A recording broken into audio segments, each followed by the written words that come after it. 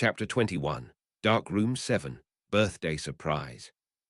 Chapter text Birthday Surprise. The next few weeks rushed past as I settled into a groove. Gryffindor was excited that Flint had gotten expelled, even if it meant pushing the match with Slytherin to November, since they had 2 new players to train up. My miscellaneous extracurriculars with the lower years filled in time, and I was actually doing homework, to McGonagall's great surprise, since the material was finally interesting to me.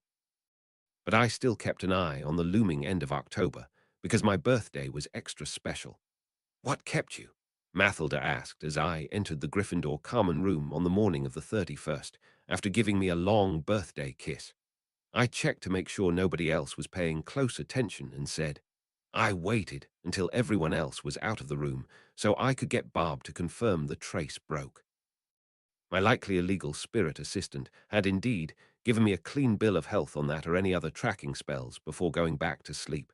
No more surprise visits from Dawlish for just using magic in the world. She grinned mischievously and grabbed my arm, ready to head to breakfast. "Wasteful. I figured later we'd let Barb watch your birthday present, build up some credit." Because she had my arm, she was able to keep me moving at only a slight stumble. Still can, though. "I need help on an essay." The previous year's lack of attention to my birthday hadn't really been a fluke.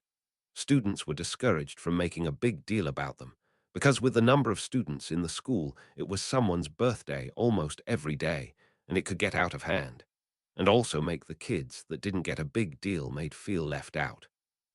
But small, private celebrations weren't out of the question, and Mathilda was clearly implying that her plan would be of a lot of interest to my lecherous, voyeuristic research assistant. Despite the slow but distinct build-up over the last month, we were still very clear that I wasn't her boyfriend. But the logical, inquisitive part of my mind that resisted my self-deception and denial assured me that I was definitely her boyfriend. The day was a Saturday, so even by breakfast everyone was extra keyed up for a day of fun followed by the Halloween feast. "We're actually making it to the feast this year," I assured Hermione by yelling down the Gryffindor table, who grinned. "No trolls." The bushy-haired girl crossed her fingers. Seamus, Neville, and Ron voiced their own agreement with that sentiment. "Is anyone attending Sir Nicholas' Death Day party?" Percy asked. "Didn't Penny say at least 2 of her kids were?" I asked. He nodded, remembering that Luna and the weird kid that had a way with ghosts, Lindquist, were involved. "Should we encourage any Gryffindors to go? He is our house ghost." I thought about who to put on the spot, then grinned, shouting down the table, "Hey, Colin, did you get your camera sorted to take magic photos?" The bubbly first year gave me a thumbs up and bumped several of his classmates in his struggle to get out of his seat and run down to our end of the table to show me. "Look. It's not just the film, but Professor Babbling helped me put the runes on the lens that makes it work." I nodded, spotting the delicate runework that was the professor's contribution. I'd probably have Colin at my enchanting demonstrations before too long. "Want to document Sir Nicholas' 500th anniversary of death tonight? Luna will be there, and it's in the dungeons, so you might find a good darkroom." We all watched him agonize over missing the feast, but then he realized he was doing us all a favor and nodded. "I'll go. I already found a darkroom, though. Hey, Luna," he shouted, running over to the Ravenclaw table to make sure he could go with her. I noticed that they eventually looked like they were trying to convince Ginny to go with them, too. The other highlight of the day was defense tutoring. Lockhart's class wasn't as bad as I'd feared. The few times I'd noted issues and planned to talk to him about it, it hadn't been necessary. He schooled me in a duel for a couple hours, told me he figured I, and therefore the rest of the class, was ready in his self-aggrandizing way, and then the issues were resolved in subsequent classes. We'd gotten a lot of in-class dueling time, and we were working on wordless casting. I was also working on more focus-less spells that I could actually use in a fight. While he seemed to be comfortable with the 6th-year curriculum, he was more uneven with the younger kids. So the weekend tutoring from Dumbledore's friends was aiming to fill those gaps. On Halloween, it was Frank Longbottom's turn, and Percy, Alexis, and I were helping as teacher's assistants for a session with the 2nd years. Oliver would have loved to come, but he was a week away from the rescheduled Slytherin match and was drilling his Quidditch team into the ground. That morning was accuracy against a moving target. The older kids got to be the moving target.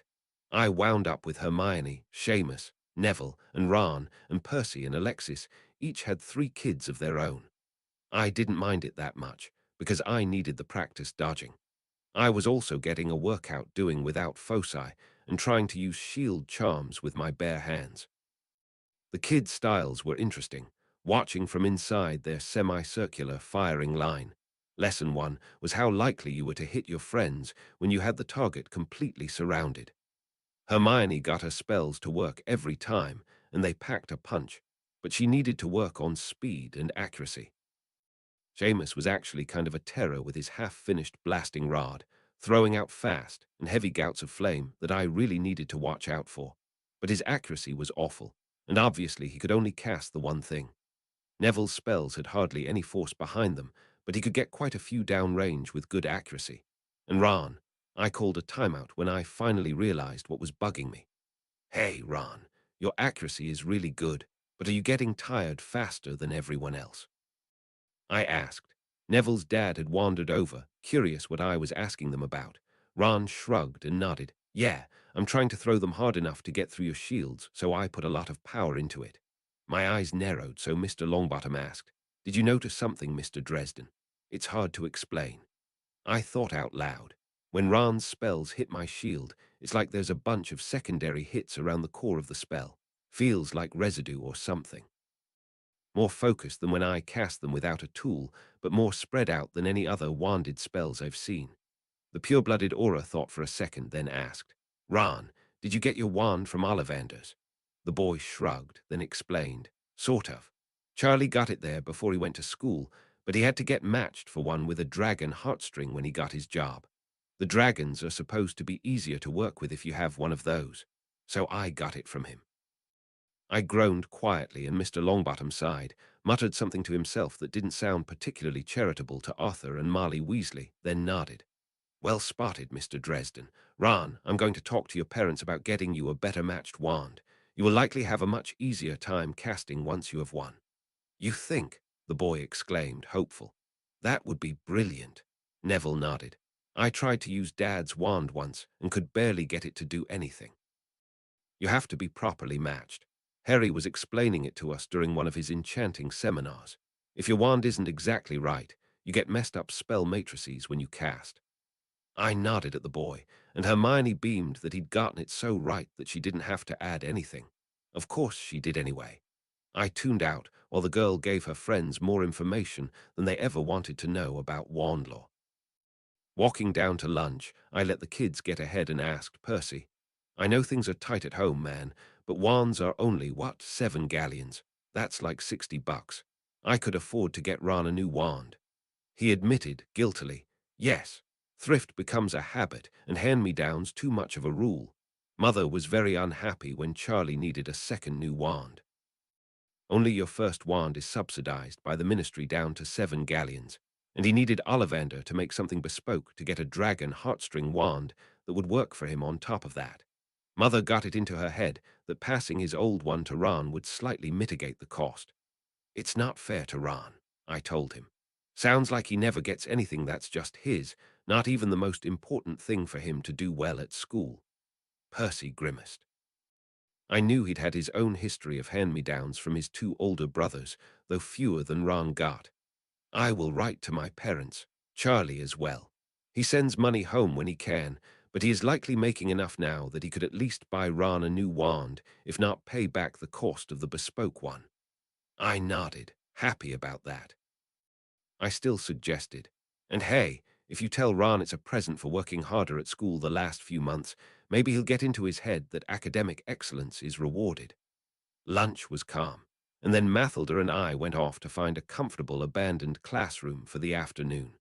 Second base was a very exciting adventure. I absently wondered if the wizarding world had an equivalent Quidditch metaphor for the Muggle baseball one. Catching the snitch was an obvious match for a home run, but I was at a loss for the intermediate steps. Something about bludgers. Also, she'd actually been serious about bringing Bob along. The skull was going to be insufferable. Fortunately, nobody locked themselves in a bathroom this time, so I was able to attend the feast, pointedly ignoring the amused looks from my roommates about where I'd been all afternoon. Where's Filch? I asked absently, noticing the gap at the staff table. Usually skips the feasts, I think, Percy supplied. I believe he does not care for the noise. Nah, that's Pince, Oliver noted the other absent staff seat. Filch hates seeing kids happy. Come on, man, I told him. He's making an effort despite nobody giving him any respect. Oliver grinned. He's just nice to you because you get along with his cat. She's always had it in for me, though. But seriously, I think he's patrolling to make sure no kids are hidden in bathrooms. I nodded. Hopefully the elves will make sure he gets something to eat. That reminded me, and I glanced down our table and over at the Ravenclaw table. I didn't see Carlin, Ginny, or Luna, though I wasn't totally sure which Ravenclaw Lindquist was. Death Day party guests, too. Hopefully they make it back before the feast is over. While I was having a great time, as the dinner got close to winding down, I got increasingly worried that the kids were going to miss it, especially since I'd basically forced young Colin to go. Mathilda noticed me keeping an eye on the doors and said, "Why don't we go check?" I smiled and gave her hand a squeeze and told everyone, "We're going to go see if we can rescue some first years from a dead man's party. Save us dessert." I carefully extracted my legs and my staff from underneath the bench, helped Mathilda up, and headed out. We'd only gotten a little ways out the door and down toward the dungeons when a running Colin said, "Harry, something's wrong with Mr. Filch." We took off at a run, following the small boy, who had to hold his enormous camera to his chest so it wouldn't knock him unconscious as he charged down the corridors. Sure enough, we found Luna standing guard over a collapsed Filch in the middle of one of the underground corridors. "What happened?" I asked. "We found him like this," Luna explained when a winded Colin couldn't get it out. "Mortimer stayed at the Death Day party, and we don't know any spells to revive him. Mathilda did some kind of diagnostic charm while I was physically taking his pulse, and we both agreed that he was just thankfully unconscious." "Where's Ginny?" I asked. Grossed out, Colin managed to cough out as he got his breath back. "Rotting food, left early to go shower. Something attacked him through his wrist," Luna pointed. Taking the little Maybseer's word for it, I lifted his hand, though his arm moved stiffly for someone who was stunned, and found the bracelet I'd made for him for Christmas was burned. I had a bad feeling about this. Touching him with my staff, I incanted, "Renovate." For a moment, I didn't think it was going to work, but then he coughed and started looking around, frightened. He finally noticed me and groaned, "Yellow eyes. Something attacked Mrs. Norris. She was keeping an eye on the girls' toilets. I think she was on the second floor." His panic was infectious. Also, I liked that cat better than I liked him. I helped him stand, and we all started running back upstairs, the hunchbacked old man picking up speed as whatever had affected him wore off, and he grew increasingly worried. It made sense that something had happened to his familiar, since the bracelet was designed to improve his bond to her. As we passed into the entry hall and made for the main stairs, Mathilda said, "I'll get a professor. Right behind you. Don't get in a fight, Harry." "I'll try very hard." I told her as she broke from the group and headed into the dining hall. I didn't realize that Luna and Colin were still at our heels until it was already too late to send them back. "You too. Be careful and run if we tell you." All of us were completely exhausted by the time we'd run halfway across the castle, and it probably wasn't ideal for a fight. Fortunately or unfortunately, we were way too late. Torchlight glistened on a large puddle across the corridor, and above it was Mrs. Norris' body, hung from the torch bracket and casting grotesque shadows in the flickering firelight. Mr. Filch collapsed to his knees in anguish upon spotting her. Above her, scrawled in large letters of glistening red, "The reign of mudbloods and blood traitors is over. The heir has reclaimed his birthright. The chamber of secrets is open once more. A little something about courage. Someone killed Mrs. Norris." Filch growled from the floor, raising his eyes to look at the bloody tableau, his shock quickly turning into rage.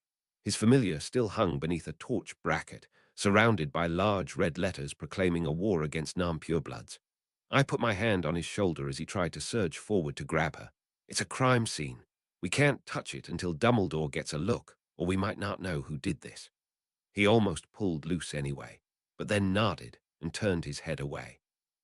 "Besides, she's still alive like you were," Luna explained, "though the Nargles don't seem to like her as much like this." "She's just stunned?" Filch asked, his voice breaking in hope as he turned back. Slightly more than stunned, I said, noting that she appeared rigid rather than slumped. Cullen's camera snapped as he took pictures of the writing. Filch looked ready to bite the boy's head off, but was still so happy his cat was alive that he visibly restrained himself. Cullen didn't notice, and when he was moving to take another shot, I told him, maybe just the one photo, okay, buddy? The boy looked up at us, saw Filch's expression, and looked contrite. Sorry, Mr. Filch, I just wanted to get a picture for evidence. Nodding at that explanation, the caretaker allowed, very well then, take more. I want whoever did this expelled, or worse.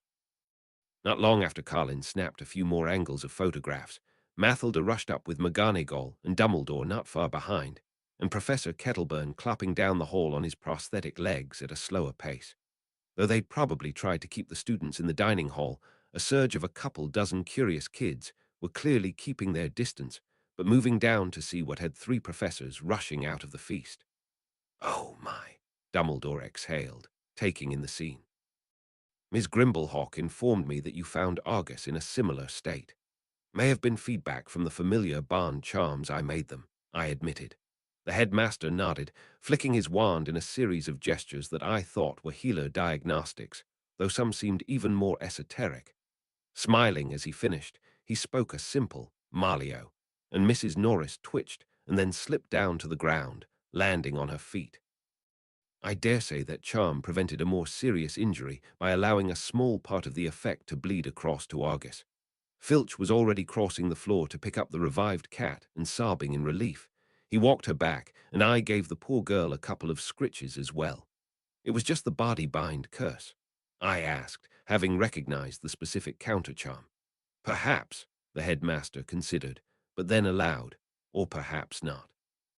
The effect was very like it, but much stronger than a student could cast as a prank. It was sufficiently close that the counter had a similar mollifying effect. Argus, you saw yellow eyes, the caretaker nodded, fixing his own eyes on Kettleburn, who'd finally trundled up the hall. Yes, and if it was a creature, I want it executed. If it was students playing a prank, I want them hung up by their thumbs. McGonagall looked disgusted at the writing and agreed. If someone thought that such an action was a simple prank, they will find themselves sorely mistaken. For now, I think we can consider ourselves fortunate that more harm wasn't done, Dumbledore suggested. With a wave of his wand, he attempted to clean off the wall, but the writing stayed put against his spell. Curious. With another wave of his wand, he conjured a simple tapestry, though in an eye-watering light purple, to cover the wall. I shall attempt more thorough measures later. The assistant headmistress nodded at the action. Though I'm sure the rumors will be loose, the students don't need to see that every time they pass. She fixed the approaching crowd of kids from the dining hall with a stare and raised her voice, especially those who were not invited to satisfy their curiosity. With a range from fear to belated acceptance, the kids dispersed. At the back, I was somewhat surprised to notice Draco, his bookends, and Nut, the smaller Slytherin boy from his year, muttering to each other before heading back.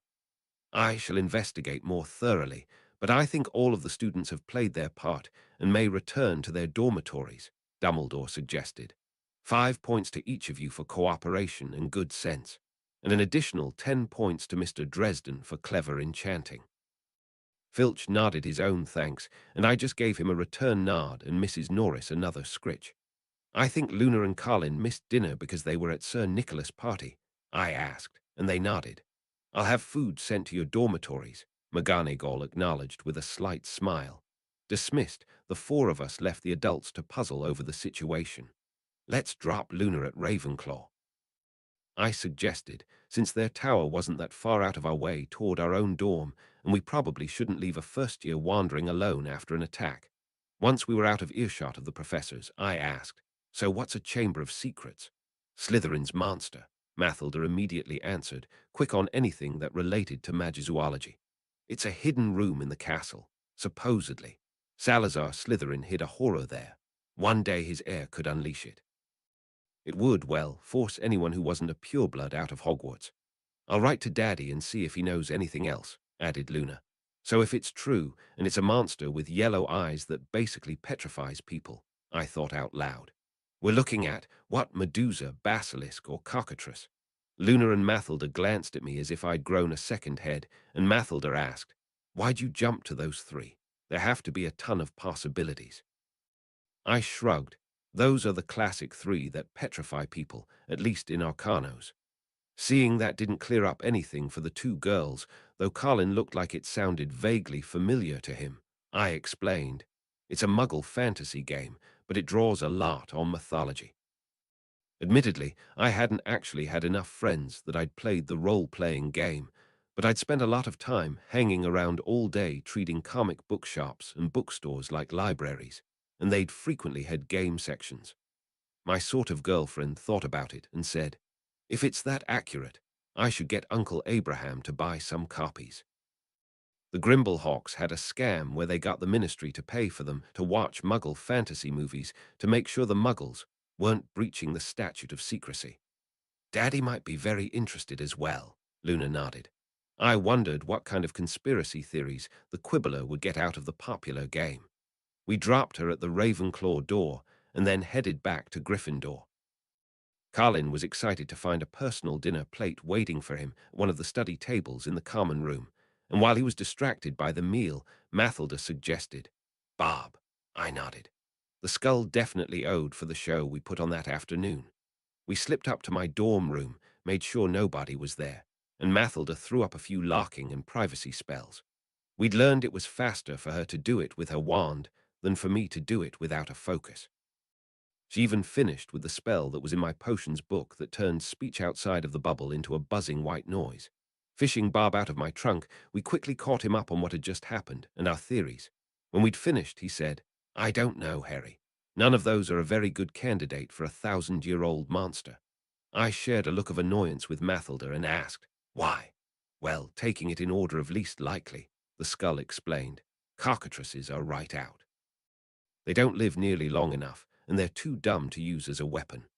Basilisk would be a maybe if the time span was a little less, but the one that lasted longest that I know of made it about half as long as you'd need, and that one was on a pretty strict diet." "Diet?" Mathilda asked, right before I could. "They're a ritually constructed creature, so they don't really have the normal biological safeguards," he elaborated. "If you leave one to eat, it will just eat and eat until it gets so big it can't maintain its mass or its magic anymore. Most of the ones released into the wild that survive top out in under a century before they start having to eat through whole forests and wind up getting close to population centers, at which point someone finally takes them out." "Stasis in the chamber," I suggested. Bob gave an eye roll, the points of flame flickering up into his eye sockets. "I mean, I guess you could put a barely stable mutant snake that's nearly immune to magic into a stasis field that held up for centuries without anyone noticing the massive drain on the Hogwarts ley lines." "Fine," I huffed. "Medusas. Gorgons," he corrected me. "I guess it's possible, but I can't even confirm whether they exist or are just a myth. But I don't know if some snake-haired lady with her own hopes and dreams is going to sit in a hole for centuries waiting for somebody to show up and say, 'Hey, Sal was my many-greats' granddad, and I need you to help me kill a cat.' Besides, Sal wouldn't have left a monster in the school anyway." "You knew Salazar Slytherin," Mathilda squealed. "Well, not personally, but the wizard who made my skull was a colleague, or at least claimed to be. The way I heard it, Sal wasn't a blood purist. He was tired of muggles getting brainwashed assassin kids selected as apprentices. In the early days, for every muggle-born kid that was killed for accidental magic, there was another one taken by the local lord and raised to be a perfect little stooge. Most of the muggle-borns that got into Hogwarts were planning to learn what they could before going back to a cushy gig as a court magician. A few of them were Trojan horsed in to try to help their patrons subjugate the school, and since Sal was the school strategist, the first thing they'd want to do is take him out. His deal was more, "Could we please stop admitting muggle-borns until we can ensure they're not going to try to sell us out or kill us?" "Oaths or legilimency?" Mathilda asked. "Later development," Bob countered. "That's the other thing you have to keep in mind. Everyone is very excited about how great the Hogwarts founders were, but magical technology develops. You teach kids spells that Sal would have needed to do as a long ritual if he could do it at all. So you don't think he would have left a monster to purify the school?" I summed up. He could have left some kind of safeguard against more brainwashed assassin kids, Barb admitted. But again, magical innovation. It would be like finding a black powder musket that Charlemagne squirreled away as a deterrent. You'd both be very impressed that he had that technology early, certain that it would have been deadly to his opponents, completely shocked if it still worked at all these days, and not that bothered by it even if it still somehow worked perfectly. Fine, I said, trying to drag things back on topic. Whether or not it's actually Slytherin's monster, something with yellow eyes froze the cat. If it's not 1,000 years old, it could be any of the things I mentioned. Well, all of those turn you to actual stone, not just paralyze you, Barb explained. Theoretically for the Gorgon, actually for the cockatrice and the basilisk. Anything with yellow eyes that just paralyses, I asked. Barb thought for a second, then admitted, not that doesn't do it through venom or poison. Dumbledore used a softening counter curse, though. Wouldn't work as an anti-venom, Mathilda disagreed. True, the skull confirmed. Could be a weakened effect. Because of the familiar bond, I asked. Partly, he acknowledged. But that might have just made it counterable. Indirect exposure maybe, like a reflection. The puddle, Mathilda and I said at the same time, then grinned at each other. Wait, I said after my brain caught up. The whole Perseus myth. He specifically used the reflection in his shield to watch her so he wouldn't get petrified by Medusa.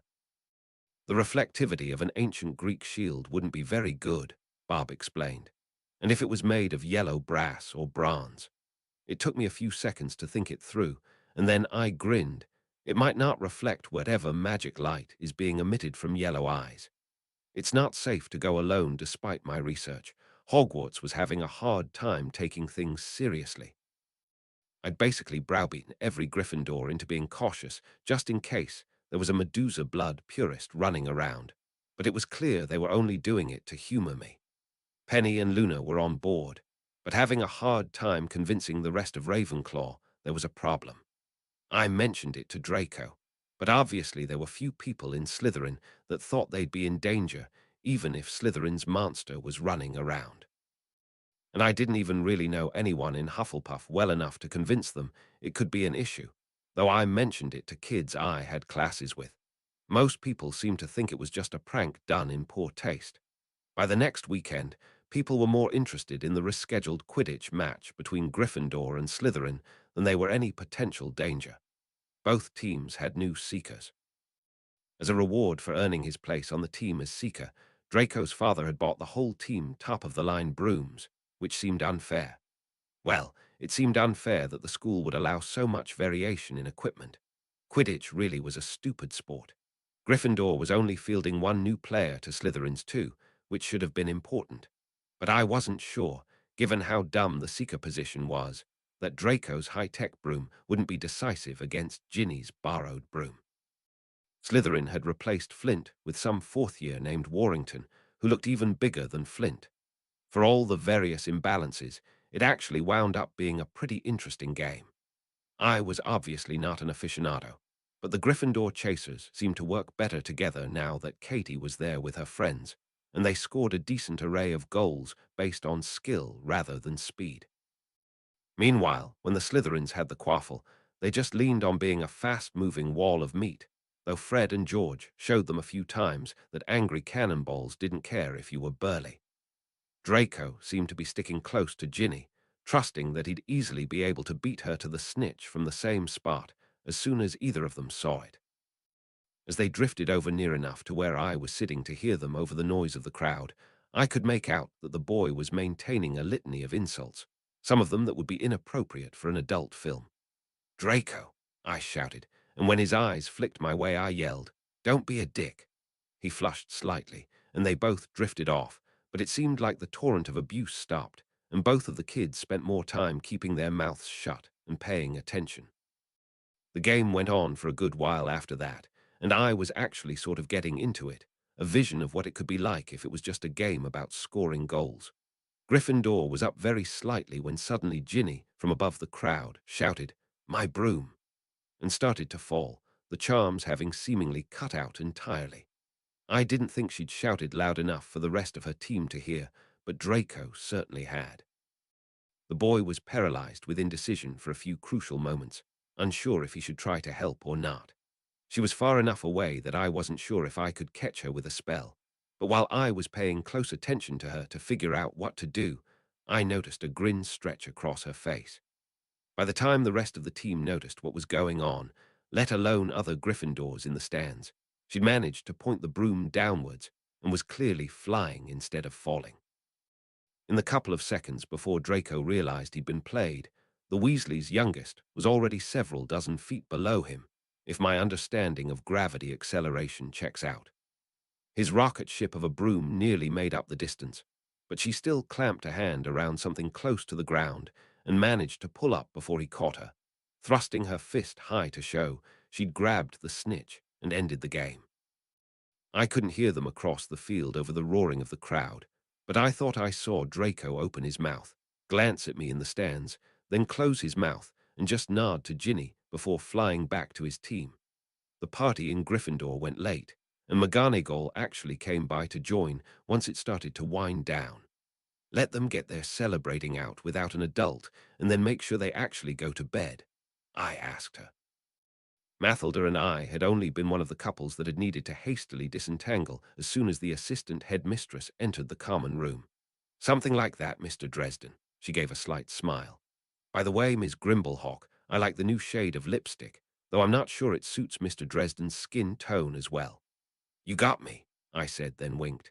I'm really having a hard time picking a color, and Thilda warned me that hers wouldn't work, but I just had to be sure. That actually got a short snort of laughter from McGonagall and titters of amusement from those nearby, while the guys hurriedly swiped at their own faces to remove any telltale marks. As everyone started to go to bed, Percy, Mathilda, and I had settled into having a nice conversation with McGonagall about growing up in England, Wales, Scotland, and America.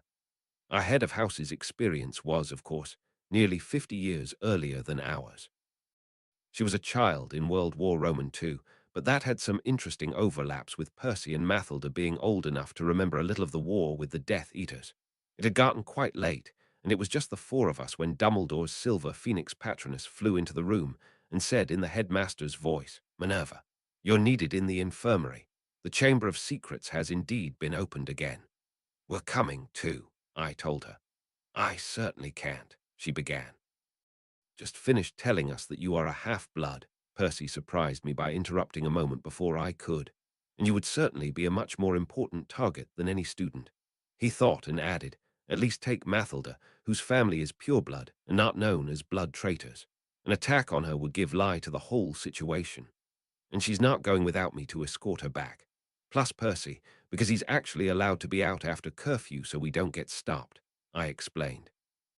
"Besides, we have mirrors."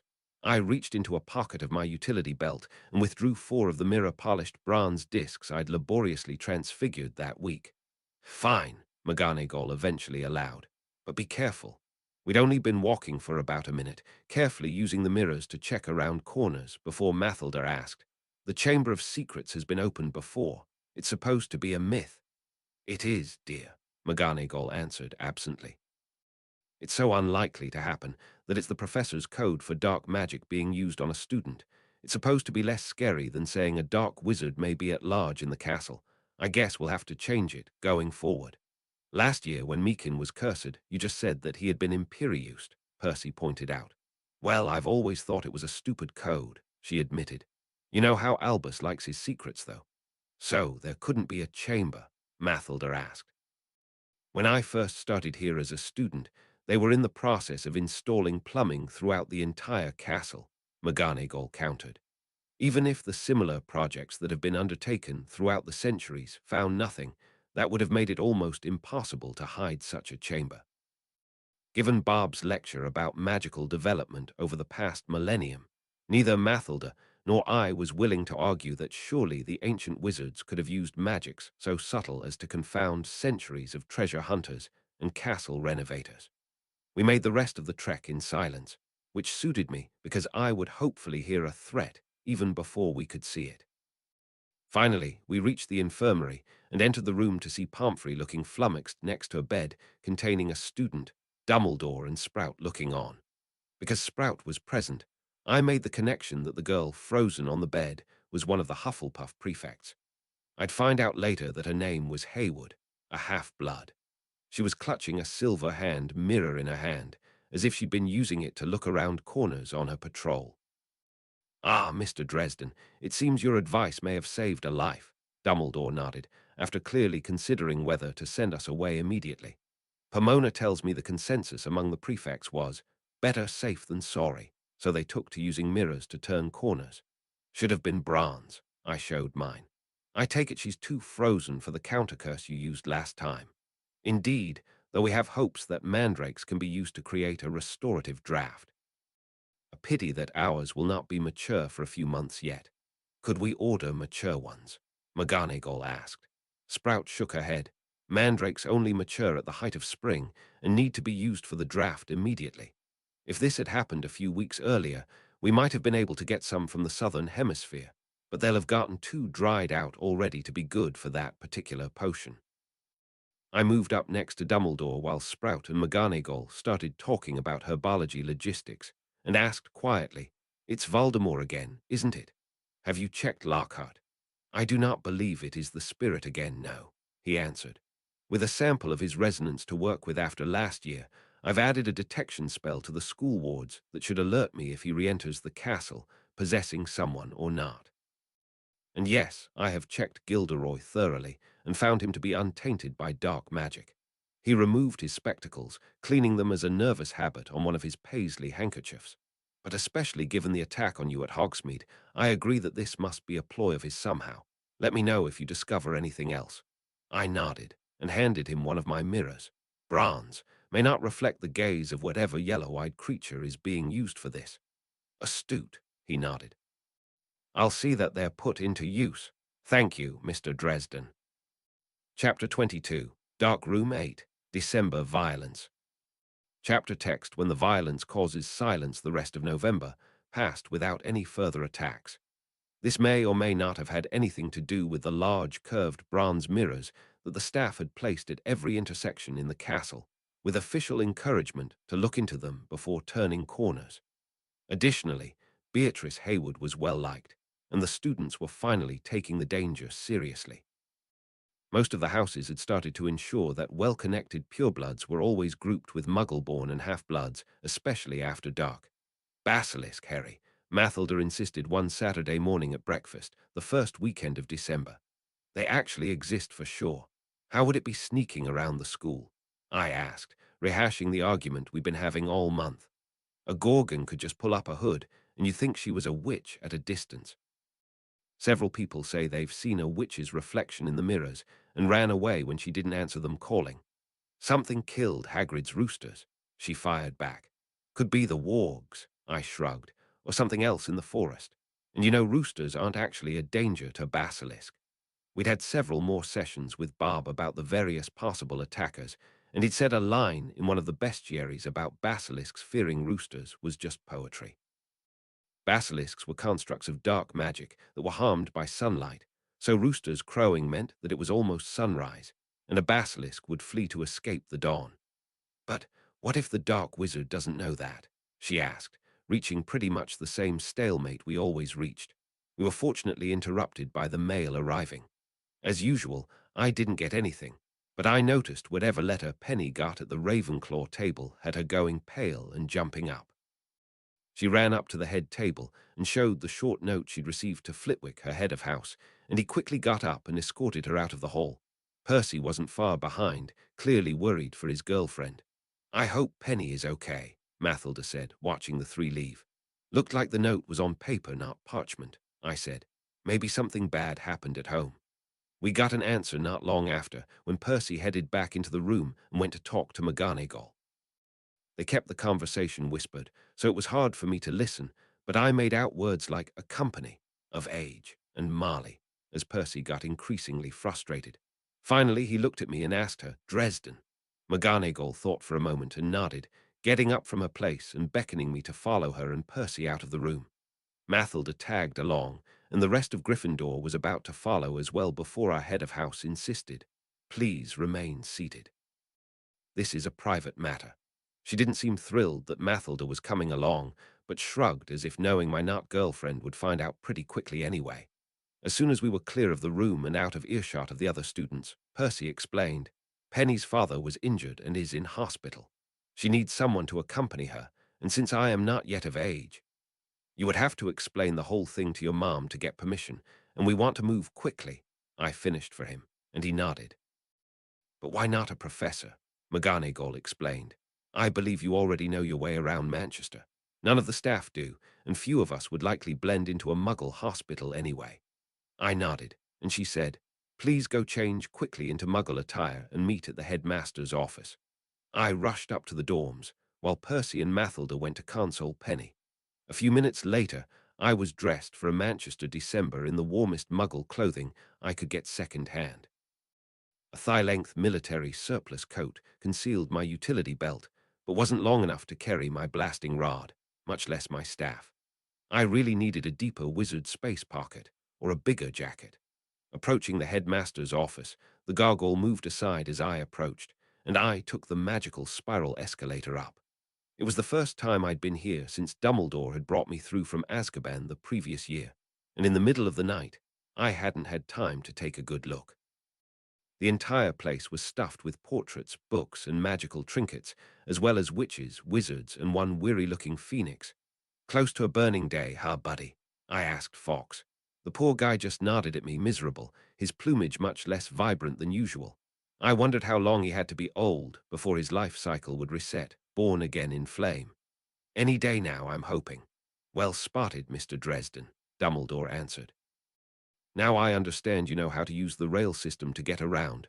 I, unfortunately, am too unfamiliar with the city to safely take you directly to the hospital." "Yeah, we can figure it out. I even have some money for fares," I answered.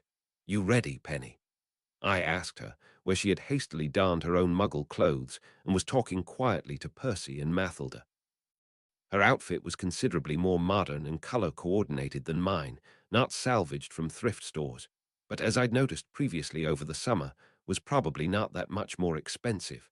She nodded at me, hugging Percy and giving Mathilda's hand a grateful squeeze before getting up. "Remember, Mr. Dresden, to be on your best behavior," McGonagall insisted. "While you're an adult now, you still need to be more careful than others in Muggle areas. If you get in trouble and it won't break the statute, send a patronus." "Got it," I told her, then gestured to the fireplace, looking at Penny. "Shall we?" Before I stepped through, I gave Percy a nod that I'd take care of his girlfriend.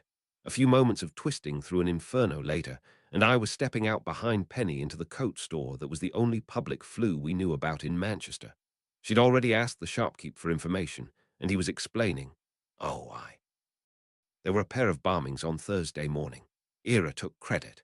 They were probably trying to blow up the cathedral mostly, but hurt a lot of people in the area. I hear the hospital's full up with the injured. Thank Merlin nobody died.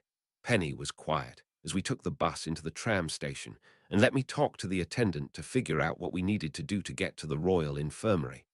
They were likely more willing to explain to a confused American than to a local girl anyway. We were looking at riding the tram all the way into town, which was further than Percy and I usually rode in to get to her neighborhood, then switching to a bus. "We're on here a while. Want to talk about it?" I asked my friend, when we both settled into seats and started watching the city go by.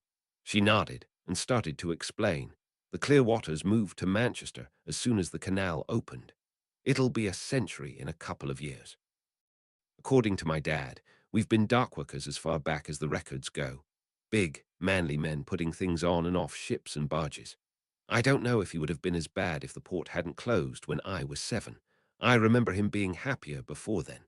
He'd go off for a hard day's work to provide for his girls back home. He hates it that Mum had to start working when he got laid off. You know what he hated the most? When my Hogwarts letter showed up. It didn't bother him at all that magic was real. I think both my parents had figured that out because of the accidental magic. He hated that I was going to go to boarding school and get a fancy education." She trailed off, having a hard time finding more words. "That's why he doesn't like you going anywhere on your own?" I asked, prompting her. "It's a dangerous world out there, Penelope." She deepened her voice, doing an impression of her father. "Now if you were a boy, it would be different, but a lady needs to be protected." She threw up her hands. What about him? He's in town every day when he's between temp jobs, sometimes the bad parts of town, looking for work. Did all his big manly muscles protect him from a bomb? She scoffed. Guess the wizarding world wasn't that big of a change for you after all. I guessed. Ha, you're exactly right. You know, I let slip a little bit about Percy's family, and Dad was thrilled. He finally decided school was good for me, since it let me meet a smart boy with a bright future who's used to having a big family. He's got it all figured out where I'm just going to be another Marley Weasley, popping out kids at home while Percy works in the ministry. Putting the brakes on the contempt for her potential mother-in-law, I mentioned. You know, Mrs. Weasley wanted to be a homemaker, right? She's apparently an absolutely brilliant duelist, but kids were important to her. Don't think that means she'd expect you to follow her path. She nodded, a little contrite, and said, My dad wanted kids so badly, too. It broke his heart when the work started to dry up, and they realized they'd never be able to afford any more kids but me. They could barely afford to keep the roof over my head and clothes on my back as it is. And they work so hard, and neither of them really understand why I want to get an education and do better than they could. But they love me anyway, and support me anyway. And even when my dad's being the most controlling chauvinist in the universe, I still know he'd step in front of a bullet for me without thinking about it, or a bomb. She quietly started sobbing, and feeling helpless, I did the only thing I could and just wrapped an arm around her while she cried. Through the tears, she whispered, I just hope he's okay. We made it into the hospital, just two in the crowd of people in the waiting room trying to get news. Penny, as a relative, was able to get in to see her dad. Despite being only there as a friend who gave her a ride, they let me accompany her to the triage area because things were just that hectic. Dozens of beds had been set up, and several were still filled. Her father was sleeping, and despite obviously being a big man, as she described, being wounded and unconscious made him look so small. We'd apparently just missed her mother, who wanted to stay but had to go back to work. I got a bit agitated, and lights near me began to flicker, so I excused myself and waited back in the main room, concentrating to keep a lid on my magic lest I wipe out a bunch of life support equipment. Apparently, I still had my own issues to work out. My father had died from an aneurysm, and I found his body in bed the next morning. Seeing Penny with her unconscious dad brought a lot of it back. Eventually, Penny came back up, and she'd clearly been crying. Can we get lunch? She asked. I nodded, and as we walked out of the hospital, she started to explain. I finally talked to the doctor. He got hit in the back. He was in the church, 3 big pieces of glass. It got his thigh, his shoulder blade, and his upper arm. Fortunately, it didn't hit an artery, she sniffled. But, I asked. But it was deep, and they say he might have trouble lifting anything and walking. And there are people in there who have it worse. And it's the kind of thing that Madame Pomfrey heals with a pat on the head and right back to classes. She got the last out in a frustrated huff. We stopped by a payphone so she could have a tear-filled conversation with her mother. Then she was mostly quiet, as we found a cheap deli after walking around the hospital for a while, and I tried to enjoy just the simple pleasure of a cold Coke and non-wizarding food, even though my friend was hurting. Finally, after we finished, and it looked like she'd been thinking hard, we started to head back. She mentioned, if I hadn't sent my weekly letter to Mum, she couldn't have used the owl to let me know what happened immediately. If he'd just started healing for a couple more days, it might be too late. What do you mean, too late? I asked, suddenly realizing our walk to lunch had given her time to case the area. Instead of going straight back, we were heading into a parking deck. She pointed out a locked maintenance closet. Can you open that? Trusting I was going to, she started fishing out a very familiar tool from her purse, one of the poppets I'd given her and Hermione to avoid the trace over the summer. You can't, I started. Did you suddenly get good at doing healing spells? She asked me pointedly. Then I have to, if the ministry finds out, I started. She nodded, accepting the weight of it. Then I'll most likely get a fine, maybe something a little worse. And my dad will be able to walk without a limp and lift his arms over his head. I thought about talking her out of it, about really making her understand how bad it could get for a muggle-born breaking the rules. But she wasn't wrong to want to help. I fished out the oversized skeleton key that was my unlocking focus and tapped the door with a quiet "Alohomora" to let us in. The room was tiny, but we were able to clear enough floor space to do the ritual. We walked back into the ward while most of the staff was out at lunch. Penny's trace signature hanging with the poppet, a heavy weight around my neck. I tried to keep my magic completely contained, not wanting to risk giving the ministry even a hint that something was happening here, much less destroying the equipment. I don't know if an Episci is going to cut it, I mentioned as we entered. Fortunately, we have a friend in the half-blood prince, she smiled wanly.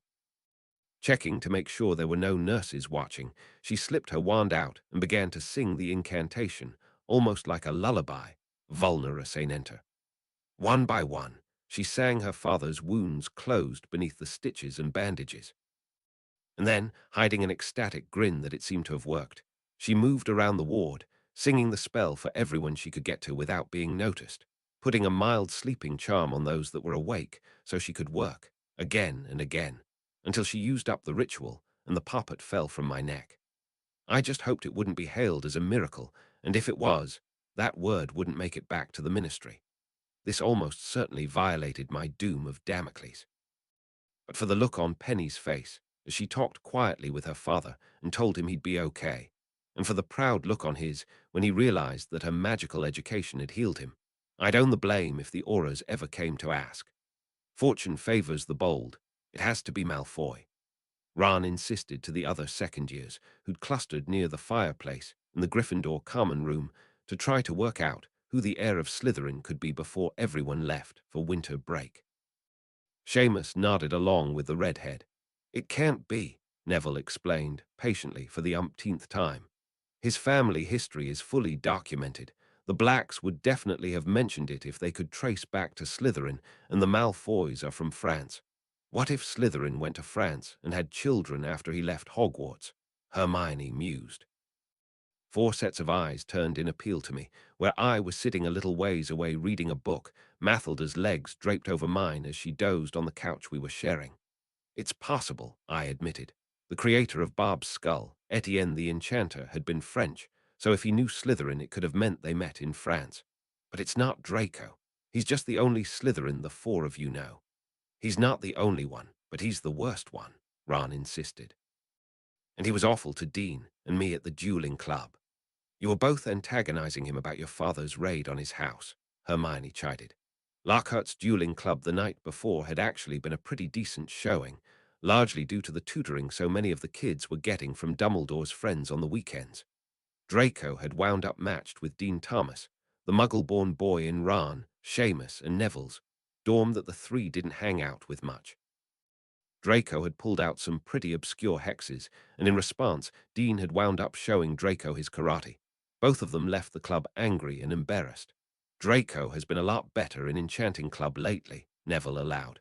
Has he given you any grief about being muggle-born, Hermione?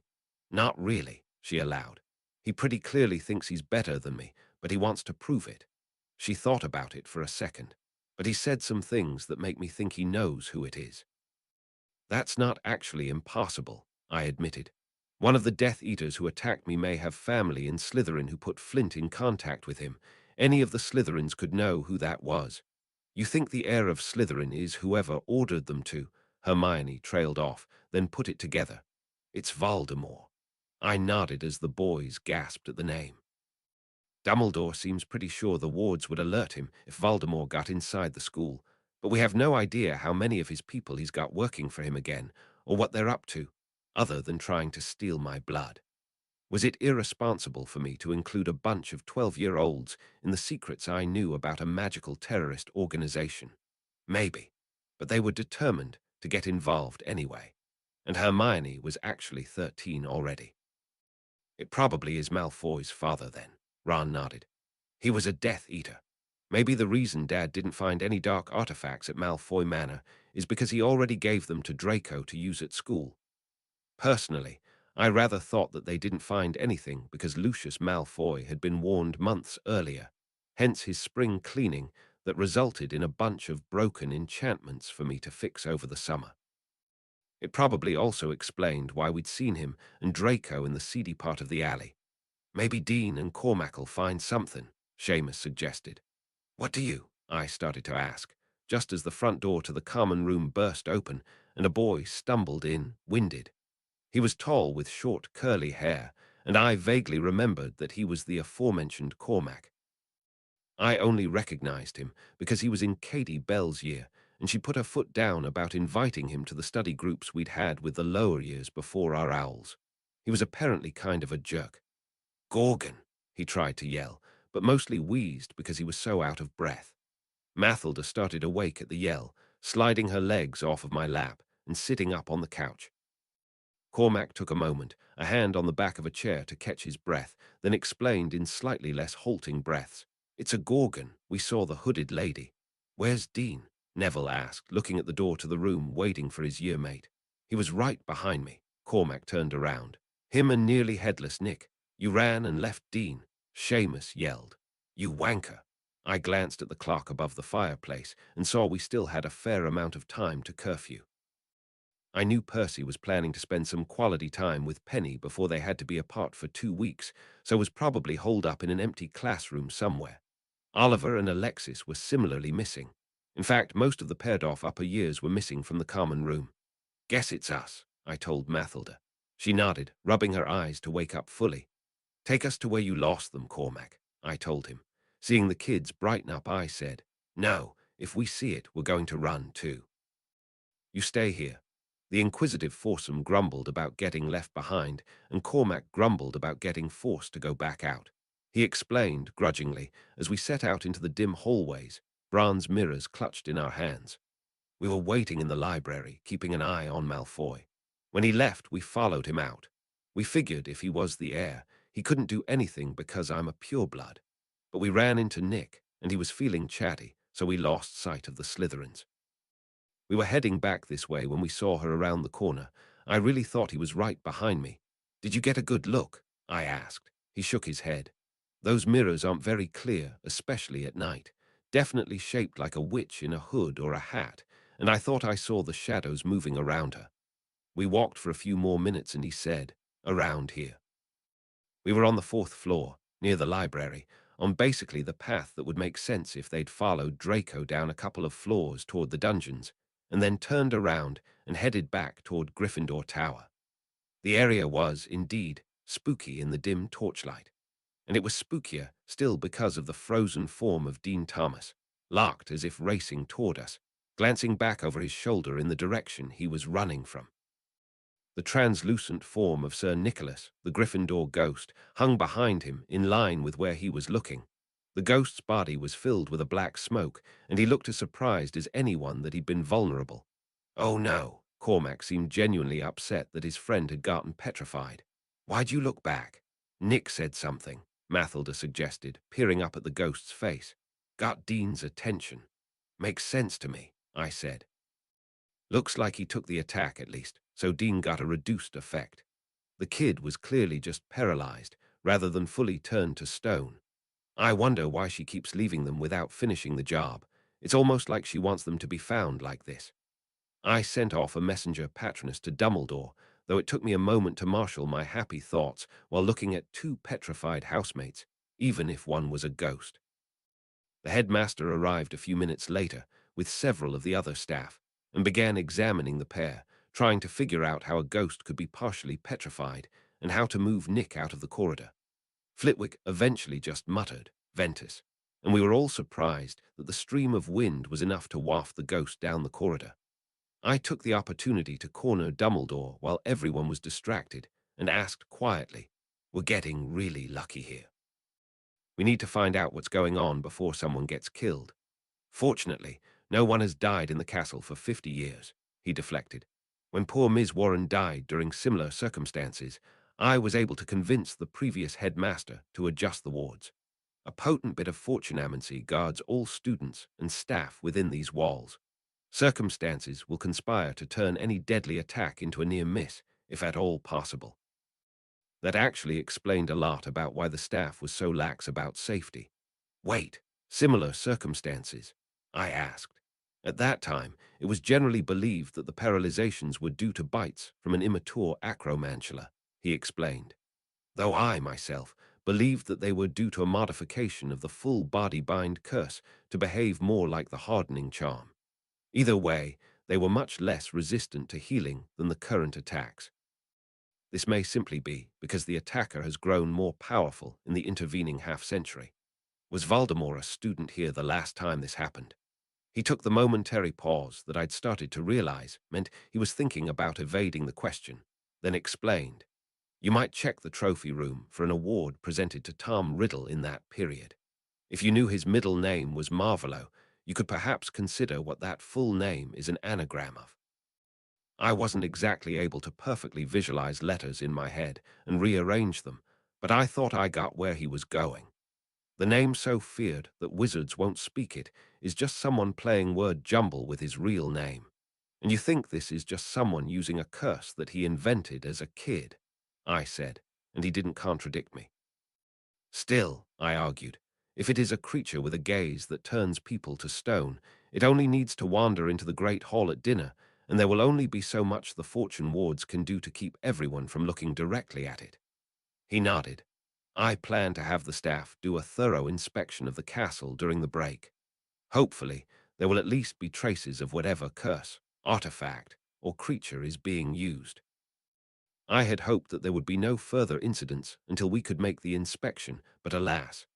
"Thanks, Professor," I told him, slightly mollified. "I'll pick Remus, brain about it over the break, and see if I can figure out anything else." "I am glad you and Remus are getting on," Dumbledore smiled. "I worried that he's been rather lonely these past few years. Having a housemate has been good for him." He began to wander off and added, "But I do hope that you're able to save some time to have a happy and safe holidays, Mr. Dresden." I hoped so too, though suddenly I was wondering if, given my recent history, the headmaster's fortune-bending ward wasn't all that was keeping me alive some days. Viewing party, what felt like half of Gryffindor had come over to Remus' house for the pre-Christmas movie-watching experience on Monday evening. Somehow a party that had started with just Mathilda and Ron had expanded to include basically every one of their friends and family that could flew or drive. Remus, me, Mathilda, 5 Weasleys, Oliver, Alexis, Luna, Neville, Seamus, and 3 Grangers made an incredibly packed viewing. If Colin's dad hadn't had to work, we'd probably have had 3 Creevies as well, and Percy was just counting the days until Penny could get her apparition license. In addition to Cannonball Run, Mathilda had insisted on exposing everyone to legend, so we set up for a double feature in a bachelor's living room. His large but not truly excessive television was not the most ideal option for 16 people crammed into a mid-sized room, but we made it work. Remus had tutored almost everyone in defense over the semester, so wasn't too anxious about all the kids in his house. Jean and Helen Granger were keeping him company in chairs they dragged to the back of the room, and their primary entertainment seemed to be watching their formerly friendless daughter crammed into a pile of adolescence, where she was happily eating popcorn and explaining how automobiles worked. When the movies finished, pushing toward midnight on the longest night of the year, Percy immediately asked Mathilda, "How did that not get flagged as a violation of the statute of secrecy?" While Dobler the Dark was not a demonic being, he did wear a similar horned helmet, and the events are basically identical to the Dark Winter incident of 1258. Meg Muckleybones is legitimately one of the most famous hags in history, and Blindax, Blix, the butcher went on to lead the Goblin insurrection of 1287. She grinned. My uncle asked the same thing when it came out. Turned out the Malfoys are major investors in the production company and got a special dispensation to get the film made. I suppose they did avoid revealing that Jack and Lillian Wenlock were wizards, Percy allowed, clearly uncomfortable about the implication of a bribe allowing the film to get made. If it got approval, I wonder if I could convince Professor Binns to show it in class. "Why don't we have more audiovisual examples in classes at school?" Hermione asked. In my primary school, we would watch educational videos fairly often. While I felt they were usually too high-level, they seemed to be a valuable way to keep student attention and demonstrate things that were hard to see in the classroom. Or at least field trips, I suggested. It would be pretty hard to get a video player working at Hogwarts, but it's so weird that we have the ability to teleport anywhere in Britain in moments, and we only leave the school 3 times a year to go shopping in the town next door. "It's traditionally been too dangerous," Remus explained. "It's dangerous enough within the Hogwarts wards." Even if you took field trips to areas where there's little risk of violating the statute, it would be very easy for dark wizards or creatures to attack and pick off a student or two. Even in times of peace, family rivalries make it almost a certainty someone would ruin it for everyone. Speaking of traveling, Jean Granger interjected, probably not liking to think about dark wizards murdering his daughter on a field trip. He looked at his watch and continued, "We've got a bit of a drive back to the house." Everyone else realized that they ought to be leaving as well. There was a whole series of wrapped present exchanges, thanks and goodbyes. The Grangers went out to their car, while the rest of the party began to flew out one at a time from Remus' den. By midnight, everyone had gone who didn't live there except Oliver and Alexis, who were taking advantage of a last, parent-free chance to make out, and Mathilda, same. Remus had given us a minute, but finally cleared his throat and explained, "As much as I want to be the cool adult, it really is getting." He was interrupted by the fireplace suddenly flaring green and high enough to endanger the mantel before abruptly going out, the logs quenched to smoking coals. "Someone try to attack through the flue?" Oliver asked, having had the reflexes to move so he was in between Alexis and the fireplace. I hadn't quite had the same reaction time, but my left hand was raised, ready to shield me and Mathilda. Remus shook his head. "No, I've seen that kind of attack before. This I've never seen." He began waving his wand to cast detection charms on the fireplace. After a few seconds he grumbled, running a hand in agitation through his graying brown hair. "The flue connection seems damaged. I don't know if it will be safe to use." He thought for another few seconds and asked, "Are your parents going to worry if you aren't back?" Alexis bit her lip in apparent concern, but Oliver said, "Lexi, you can do a patronus now, yeah. Harry, can you show us how Tito the messenger patronus?" "You'll have to contact my uncle for me," Mathilda told me. "I haven't quite gotten a corporeal patronus yet. Also, the trace." Oliver and Alexis had also turned 17 in the fall semester, so Mathilda was the only one in the house currently underage. Remus actually proved to be more of a help, since he could show the proper wand gestures. Soon 3 silver animals were racing across Britain to tell parental figures that the kids were all right. "And now to figure out sleeping arrangements," Remus said, then smirked at the light of hope on Oliver's features. "Separate beds, I think." Through hasty cleaning of our 2 bachelor rooms and using the couches in the living room and the den, we managed to sleep 5 people separately, if not completely comfortably. In the den, Oliver and I were woken to the Morning Post owl, carrying a daily prophet with a red notice sticking out from the rolled-up newspaper. The hastily typeset missive, which felt like it had been mass duplicated and wouldn't last long before the conjuration evaporated, explained. At approximately 12 a.m. on the morning of December 22, 1992, a currently unknown problem occurred with the Flu network. This also seems to have made apparition unreliable, especially over long distances. The Ministry is working around the clock to solve these problems. Tune into the Wizarding Wireless for more updates. Please use brooms or the night bus to travel in the meantime. Remember to disillusion if using magical transport through Muggle areas. "Well, that's a bother," Oliver sighed, absently running a hand over his crew-cut hair. "Wonder what could have happened to cause that." I started to shrug, then absent worries I'd had overnight caused me to squint and explain, "Midnight on the solstice can't be a coincidence. Give me a minute. I need to go look something up in my room." It was weird knocking at my own door, and Mathilda called out, "I'm up."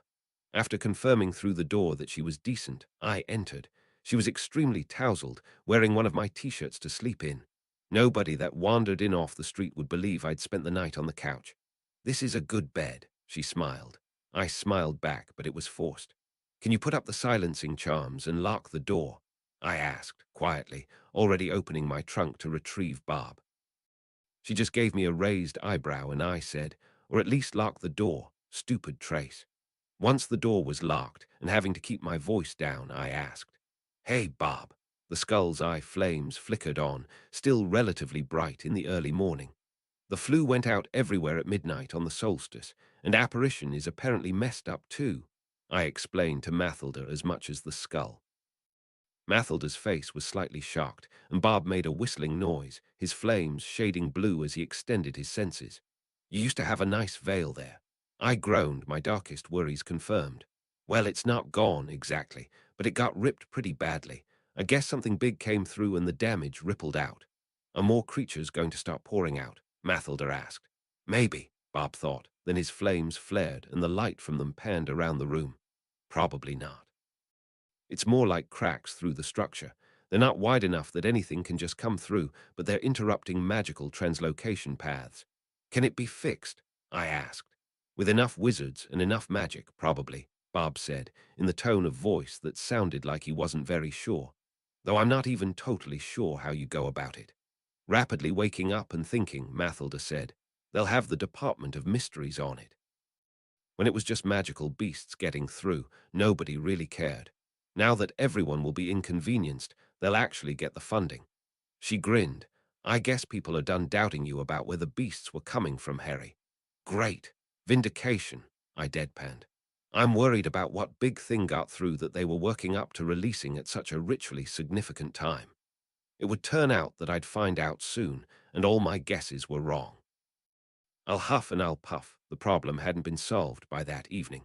Mathilda and Alexis had eventually decided to take the night bus home, since they didn't live that far away from Remus' house. Oliver opined that he would really not like to take the beating from several hours on the unsafe magical transport all the way back to Scotland, so was sticking around at least another day hoping the flues would be fixed. We were just getting around to figuring out dinner as the sun began to set when I heard the sound of crashing from the backyard. Remus stopped mid-sentence, having heard it too, and also noted, something's crossed the wards. We moved to the back window in the den, peeking through the curtains to see Fenrir Greyback striding through the hole he'd kicked in the middle of the rear fence. The gate and several high wooden slats knocked onto Remus' rear lawn. The rolling green of the nature preserve was visible through the gap, and I thought I glimpsed at least one other person moving, still outside the fence. Fortunately, the fence was high enough that the neighbors likely weren't aware yet. It's the werewolf that attacked me in Hogsmeade, I explained to Oliver, who was looking confused. He has a beef with Remus. How are your wards? I asked. I'm a bachelor in a muggle area who bought a house in the last few years with no familial connection, Remus frowned. I was hoping he'd never find me. What did Penny say last year? Oliver asked, equally dead serious. Security through obscurity ne'er works. Remus, Greyback shouted, looking at the window as if he'd seen the curtains move. He stepped forward onto the lawn, the young willow and koi pond in the corner to his left, our right. There's an old muggle story I like. I think it starts, little pig, let me in. He's gonna keep talking, Oliver asked. Wants me submissive, Remus groaned, and loves the sound of his own voice. Took me a while to find you, Greyback was continuing as he amusedly took in the backyard. Since I'd worked out his secret, Remus had restored the other main yard decoration, various antique wolf statues in granite or bronze. He figured if a neighbor glimpsed him back there as a wolf one night, the statues would provide a ready explanation. And then I wasn't sure how to get you to come out and take your beating without you just calling the auras or running away. Then today fell into my lap. It's the wrong time of the month, but I'll take it. We could still apparate far enough to be a problem catching us, Remus said quietly, then looked like he was extending his senses. No, someone's put up an anti-apparition jinx. He's got friends, I said, just as a familiar pair of silhouettes in Death Eater masks moved into the yard. Macnair and his buddy. Dresden, you in there? Hope so, Greyback continued to monologue, having moved far enough across the yard to prop a foot up on one of the comfortable oak benches that served as Remus patio furniture. Turns out some of my old friends were upset with me that I almost did for you, seeing as they have their own plans. So I figured we could come collect you both. They want both of us alive, but injured, I thought out loud.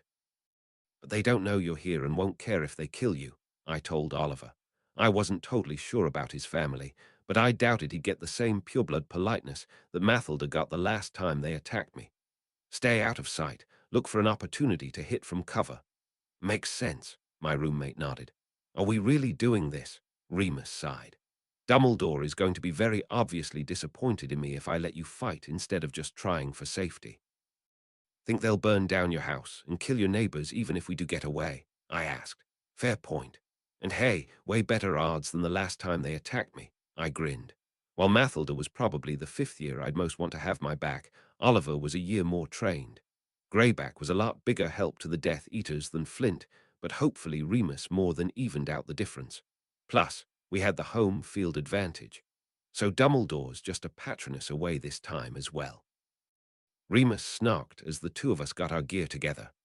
I whispered a theory to Oliver, and he stopped by the kitchen before moving upstairs to snipe from an upper window. Before my roommate left, Remus whispered, Deus Illusio, and tapped him on the head, the disillusionment veil cloaking him as he left. I wasn't sure I'd ever heard the incantation for that spell, and I smirked that it was probably a reference to Mercury's ability to turn invisible, with the English name coming from misunderstanding the incantation. Foci in hand, we stepped carefully out the back door. Oh, you didn't even do the, not by the hairs of my chin bit, Greyback sneered, putting his foot back on the ground. You too ready for your beating. Hey, Skinny, I ignored Greyback and spoke across the yard to the thin Death Eater. Do you want to put up some silencing with your anti-apparition jinx?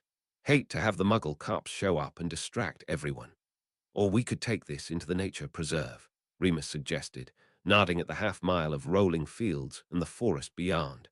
Greyback was annoyed that we were ignoring him and growled, like any Muggle would even be a distraction. I smirked as the Death Eater clearly made a wan gesture to do as I'd suggested.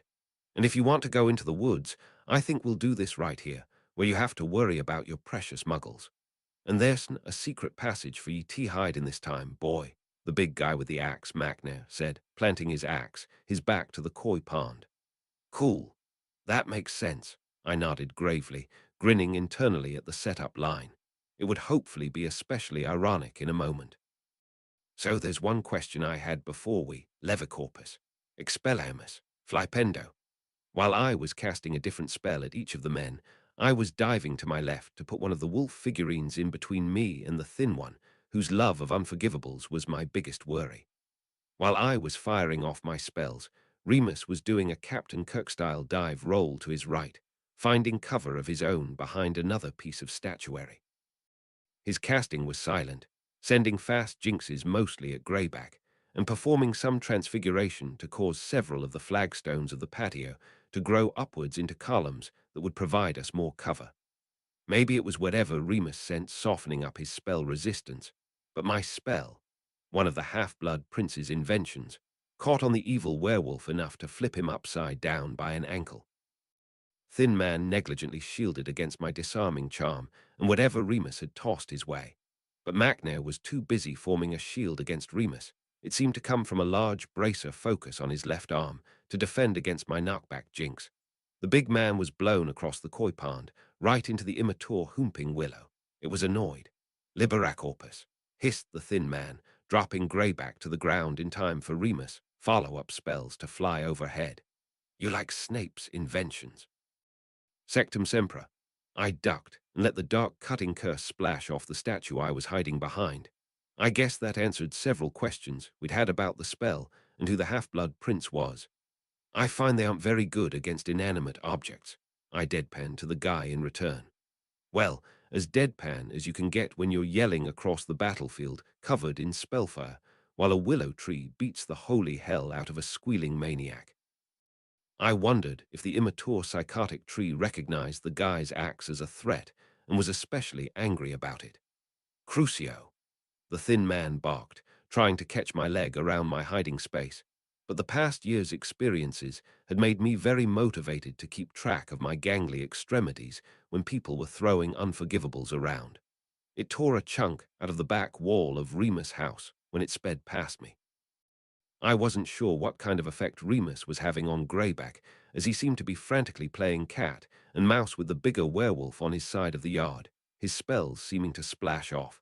I wondered if werewolves were especially magic-resistant against their own progeny. Remus, switch partners, I suggested, then yelled, Alert Ascender, to try to knock Greyback into the air. The curse-embraced werewolf was practically crackling with dark energy at this point, and my spell rolled off of him with only a brief lift. It got his attention, though, as Remus shot me a look, but began dueling with the Death Eater at the back of the yard. Literally foaming at the mouth, Greyback snarled, I'll teach you not to get between an alpha and his lessons, unless you want to be meat. Careful, Fido, I taunted, moving between obstacles in the backyard to keep Greyback at bay, using my staff to banish myself off of the structures in the yard when he got too close.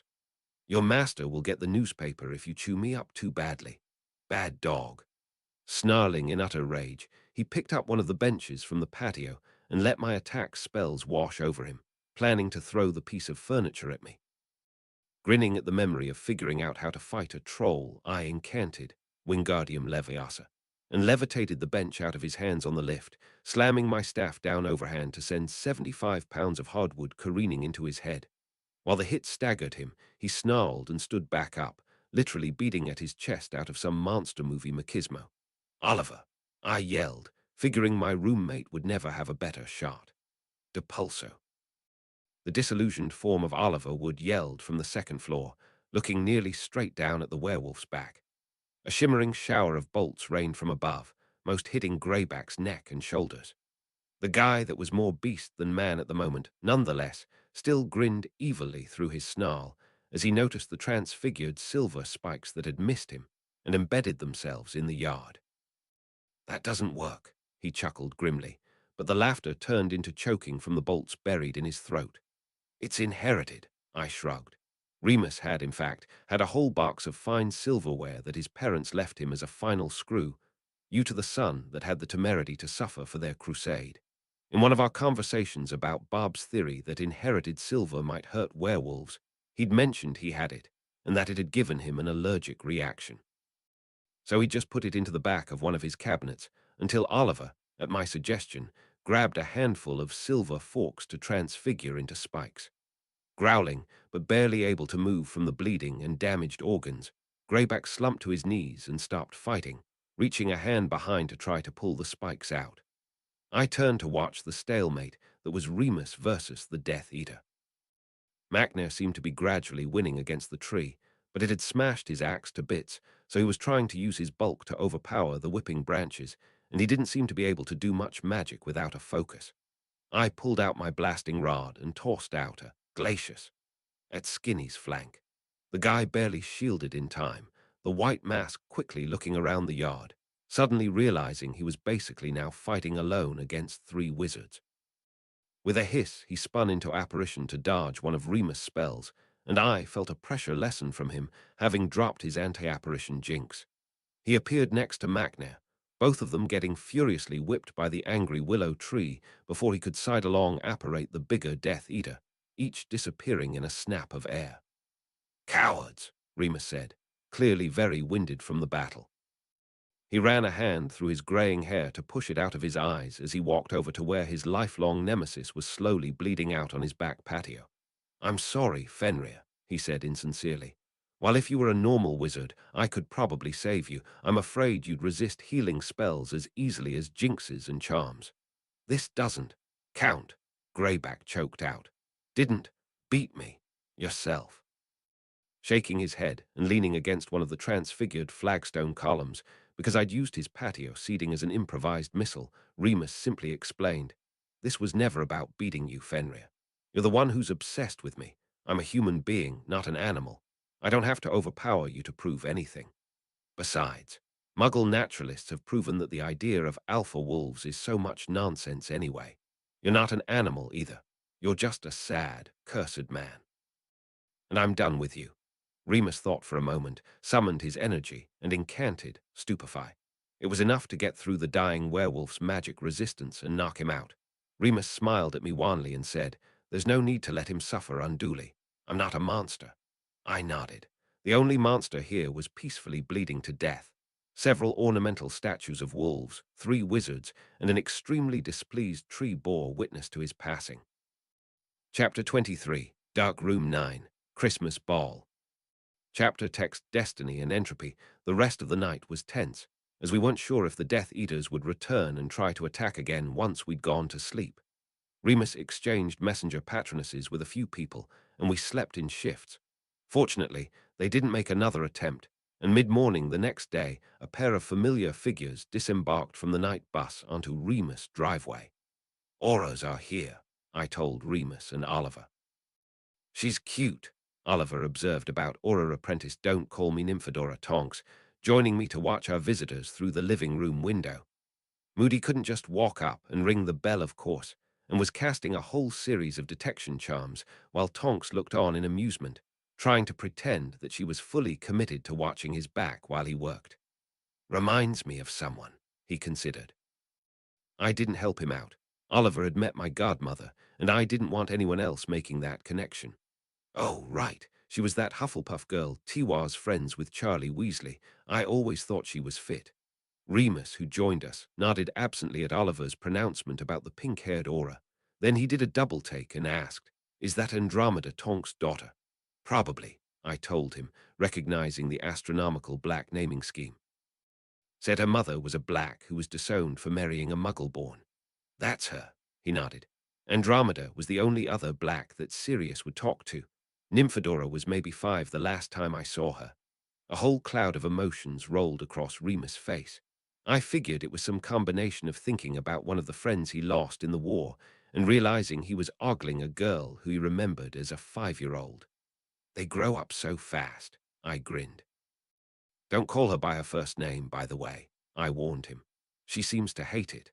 The pair of Auras finally came up and rang the bell, and Remus let them in after some quiet question-and-answer verification between the two men to establish identities. I kept a wary eye on Moody as he entered, ready to shield or dodge. "We'll have you prepared for the field in no time, Dresden," he observed, grinning at my obvious belief that he was going to try to hex me. "Would," he nodded at my roommate, who he'd met one of the few times he'd run a Saturday defense tutoring session. "I hear you killed a werewolf." "Tiwa's a team effort," Oliver demurred, but stood up a bit straighter and made eyes at Tonks. I chuckled quietly.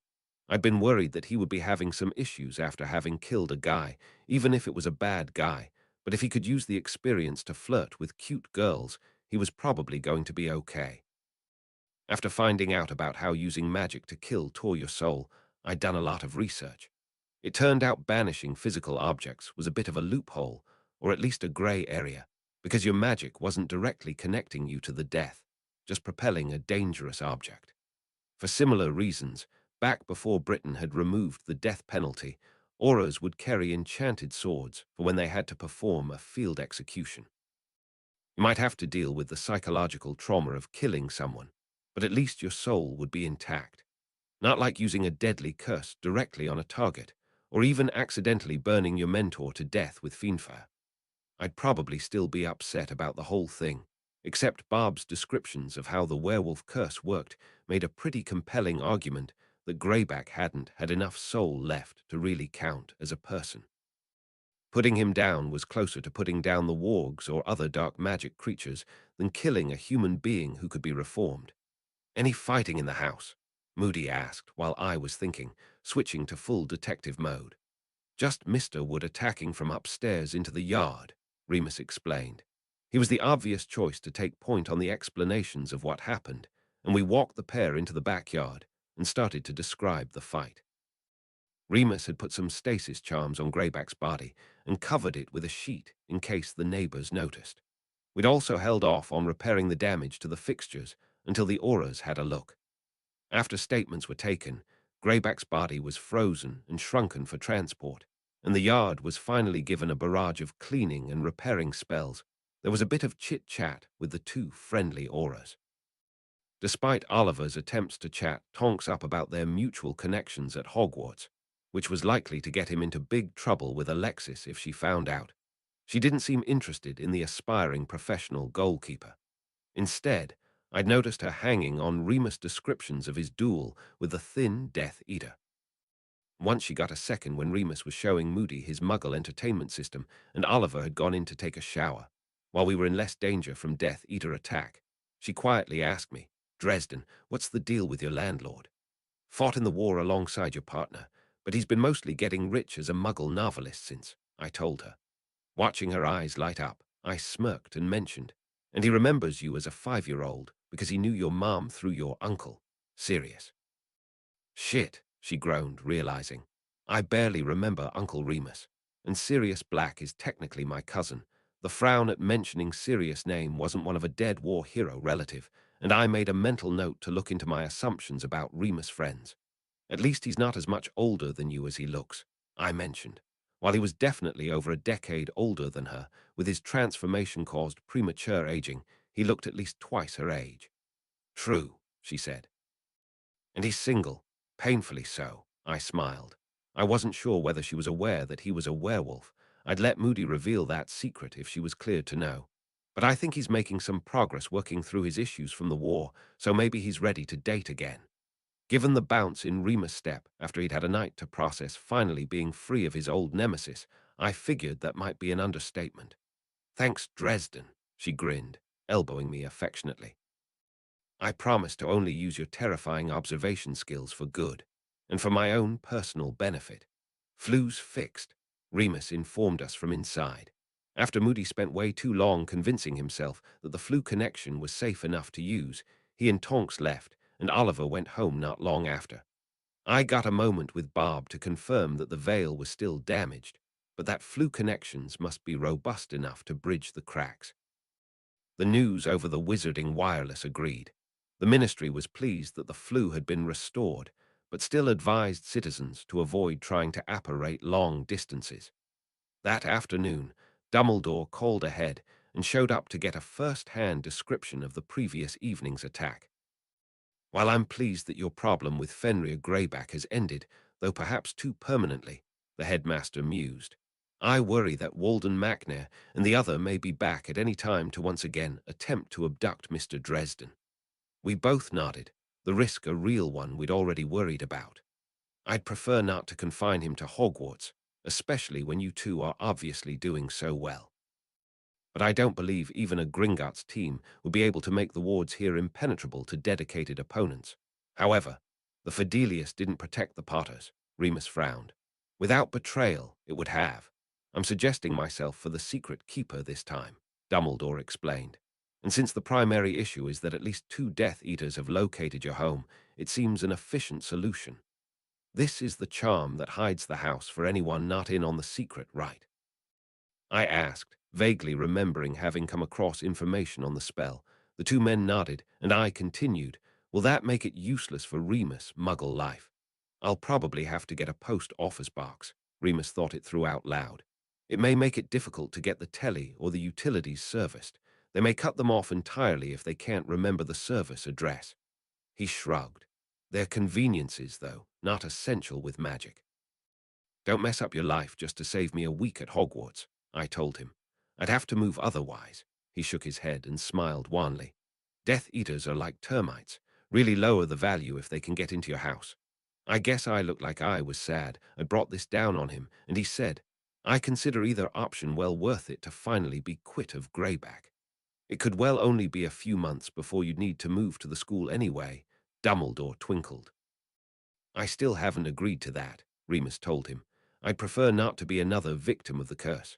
Dumbledore sighed, but could muster no disagreement. Alas, I have had no more luck finding the source of the curse on the defense professorship than finding the source of the recent attacks. I straightened up, having forgotten that I'd had a discussion with Bob and come up with a theory. Professor, when did the defense professors start having problems? After Voldemort, still calling himself Tom Riddle, applied to the position around a quarter of a century ago, Dumbledore admitted. Exactly then, I asked. He acknowledged my point and gave it more thought. We didn't lose a professor every year immediately, and there was a war going on, so some of the losses were completely explicable rather than unfortunate coincidences. It is possible that it only seems to be something related in hindsight. Do you have a theory, my boy? How many students would you say had their lives in danger between when you put up the Fortunamancy wards and the war with Voldemort? I asked him. I saw his eyes light up, following me. Nearly none. I've been such a fool. Catch me up, Remus asked. Hogwarts has a war to try to bend fortunes to keep students and staff alive, I told him. But it wasn't actually needed until there was a war going on that spilled over into the school. You can't reduce entropy in one part of a system without just moving it somewhere else. Even in the years after the war, there might have been a ton of entropy still built up in the wards trying to bleed off. Correlation does not equal causation, Remus said, getting it. You've been looking for a curse for 2 decades, but it wasn't a deliberate curse on the position, just an unintended side effect. I'll get right to work examining the wards to see if I can determine why it chose the defense professorship and whether it can be more safely distributed. I only hope poor Gilderoy hasn't already built up a dangerous level of entropy.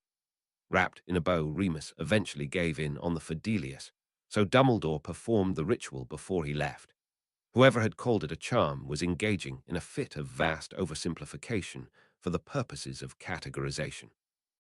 The spellwork to set it up wasn't quite like building wards, but it was intense. When he left, only the three of us would be able to find the house. He provided Remus a scrap of parchment with the address to show the people he wanted to have access, because the secret could be transmitted by writing, and that immediately struck me as a huge security hole. I also mischievously suggested that the headmaster inform Tonks, purely so there would be a friendly aura who could get access in an emergency. I quickly realized I'd forgotten about Barb and worried whether he would be affected, but he assured me that it mostly worked on humans and beings whose minds worked similarly and wouldn't affect him any more than it would a familiar. That was probably another huge hole in the defenses that I might have to bring up someday if the things coming out of the Never Never began to attack more deliberately. Christmas morning was another hole that just reminded me how many friends I'd accumulated. I'd spent a lot of time over the fall semester making minor enchanted items for basically everyone, though perhaps even more work had gone to making the prince's potions. I'd had Remus send me a ream of standard-sized paper and laboriously, using my best penmanship, quillmanship, transcribed the half-blood prince's improvements to the recipes in my potions book. I'd left out the spells. Because he, himself, had to use a non-electric typewriter to actually write his novels, Remus had invested in a pretty beefy photocopying machine of the kind you'd need to quickly run off a whole manuscript copy to submit to a publisher. It had its own anti-magic wards in one of his larger closets. It was the perfect thing to create practical copies that weren't in danger of evaporating to a spare counterspell. I'd run off a copy for each of my friends in newt-level potions, as well as a copy for Mathilda, who hoped to do well enough on her owls to take it in her next year. Remus had gone through it when I was copying and binding, and was impressed. He figured that kind of thing might sell well, though I felt a little weird about stealing someone else's work, even if the wizarding world didn't care about copyright. I'd forgotten to ask Dumbledore about whether Severus Snape, the Death Eater who died trying to destroy Voldemort, was likely to have called himself the Half-Blood Prince in school. On the return end of things, most of my friends had gotten me magical materials or gift certificates to the shops at Hogsmeade. The most surprising was a card from the Grangers that had £200 of cash included, the value, not the weight. It also included a stern admonishment that they knew how much I'd done for Hermione and suspected how valuable her gifts would be at enchanted item shops, so I was not to act like it was too much. They'd obviously figured me out, because I was about to. I once again wound up with 3 mystery gifts. Dumbledore gave me a book on protean enchantments, similar to what I'd done for Filch and Mrs. Norris, all about passing various things between linked objects.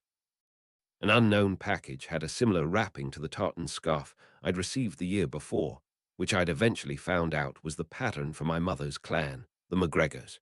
It contained an obscure book on focusless transfiguration, which looked helpful. Finally, my godmother had sent a card and 2 invitations to the Malfoy New Year's Eve party. The card read, "As discussed briefly, the rest of your debts will be discharged by keeping the secrets of my guest. You will be introduced at the party, so do please attend. I know you are fashion challenged, so a suit will arrive for you." Not really knowing how much debt my godmother thought I had left to discharge, I was vaguely worried about how much it was worth to keep someone's secrets. And then I realized that I probably wouldn't be able to share my suspicions of what had cracked open the veil on the solstice, and my stomach dropped. That wasn't the only concerning letter I got on Christmas Day. Early in the afternoon, a post owl dropped off a short note that was on ministry parchment in a very formal script. It looked feminine. "Mr. Dresden, in light of your recent service helping to rid the world of Fenrir Greyback, I would like to meet to discuss potentially rescinding your Doom of Damocles. Please meet me at the ministry cafeteria for lunch on the 26th. You may respond via the owl that brought this letter. The Fidelius has a lot of security holes, I mentioned to Remus while I sought his opinion about the letter. Owls can make it through. Deliberate, I think, he shrugged.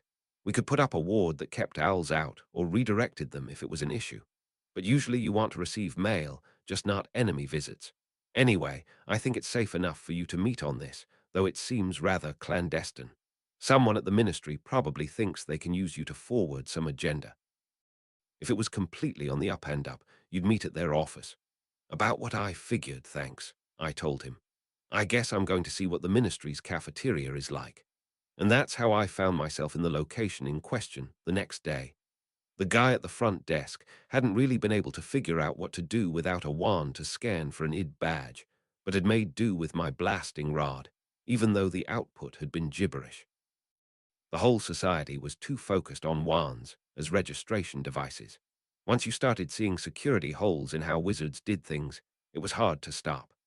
No wonder Moody was so paranoid. At least, since I was just meeting someone at the cafeteria, it wasn't too much of an issue. The room in question was on the main atrium level that I'd flued into, which was good because sorting out the numbering system for the floors would have been an extra headache. It was fairly large, since it was the choice of ministry workers that didn't want to scan out and back in to get lunch. While done in the typical woods and tapestries decorating style of the wizarding world, its form factor was pretty standard. One wall had food stations with a tray shelf in front of them, and the rest was tables once you got your food.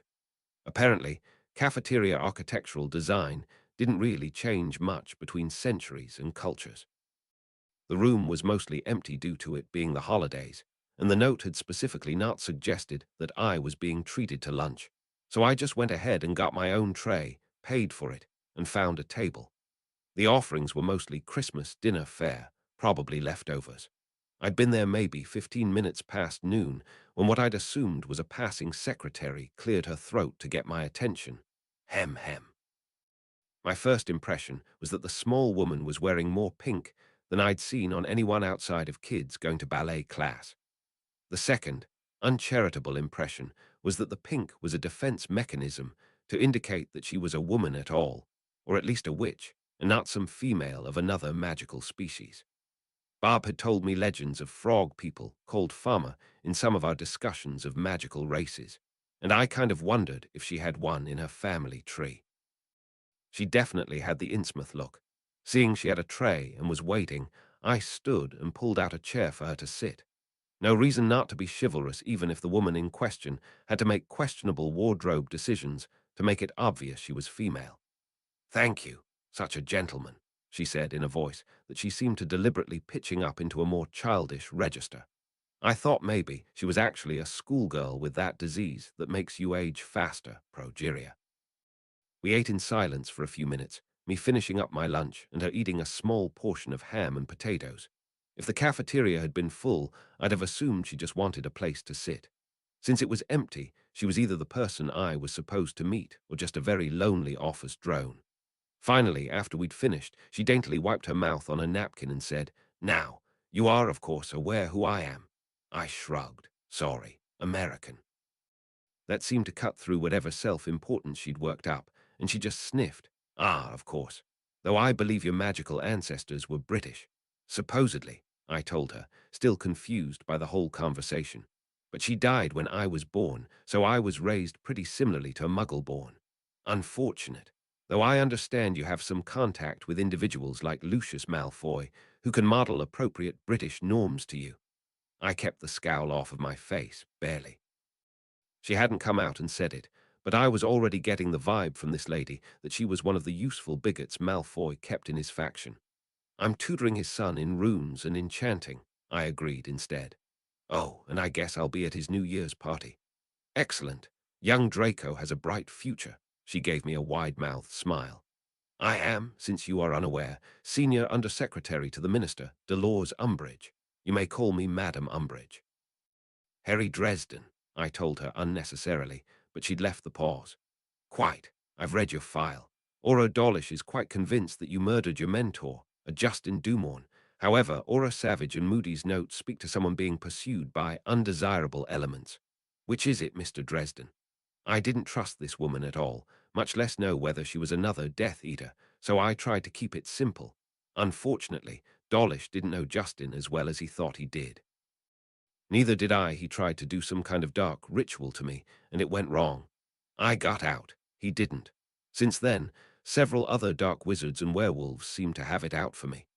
She stared at me for a few long moments, clearly trying to get my measure, then decided, I can work with that. The important part is that Aura Moody's report indicates you were integral to killing Fenrir Greyback. Given his documented attack on you in the summer and his known proclivities, self-defense is much easier to sell. Who are we selling it to? The Wisengamot, of course, she simpered. This may be an excellent opportunity to advance my legislation to further protect Britain from werewolves. What does that legislation involve? I asked, dreading the answer. While complete success would involve full tracing and eventual relocation to safe reserves as we do with dragons, in the near term I'm confident we can put more restrictions on movement, publish identities and photographs publicly so all citizens will be warned, and compel employers of known werewolves to accept partial responsibility for their indiscretions. Would any of that have helped against Greyback? I asked, the first question that popped into my head while I chewed on the other ramifications. Not directly, she admitted, but he relied heavily on other werewolves that he had infected to help him stay free of the law. We would either have better ability to surveil them or the ability to charge them for not following the law. I actually thought about it further, without going with my knee-jerk of disagreeing with her on principle. Remus was an exception to the normal process, according to Barb. Most werewolves would, eventually, succumb to the curse and become dangerous, but would further limiting their options do more than immediately push them all to embrace living outside the law?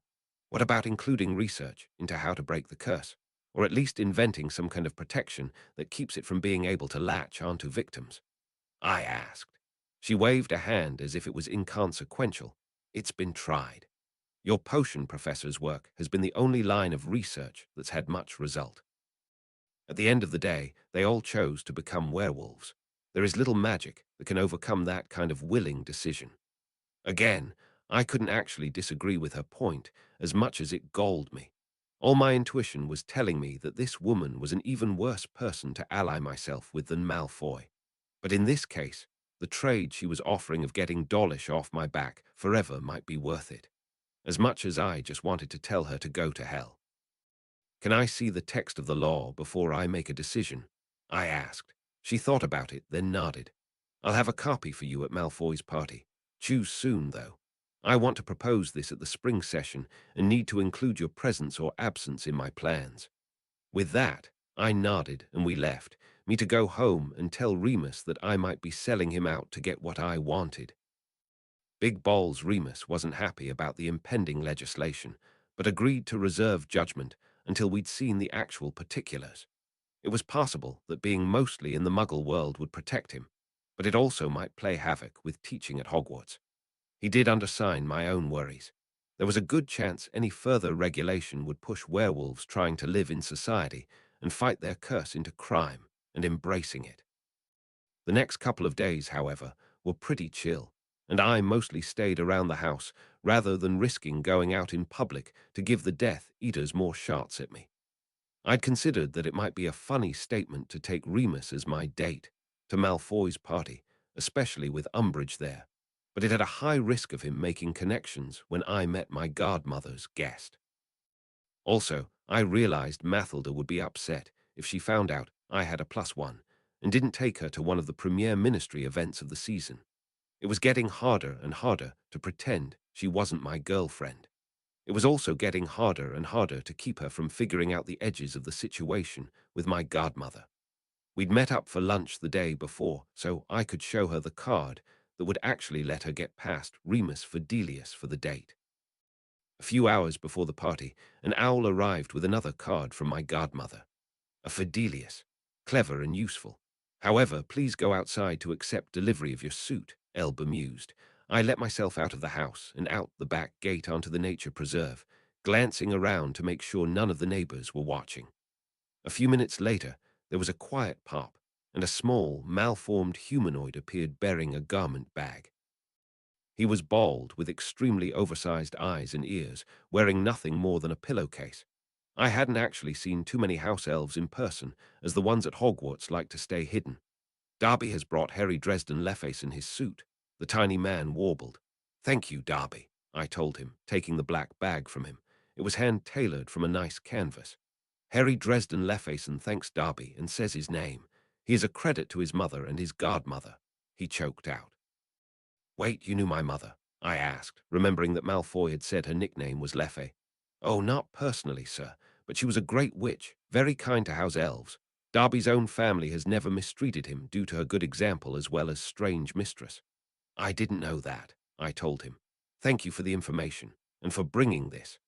Quietly muttering his own thanks, the elf bowed and then snapped his fingers to disapparate away. Returning back inside, I found that the suit was an extremely nice mixture of black and dark purple, intricately embroidered, but felt like conjuration. The buttons were a completely transparent glass. Another card was inside from my godmother.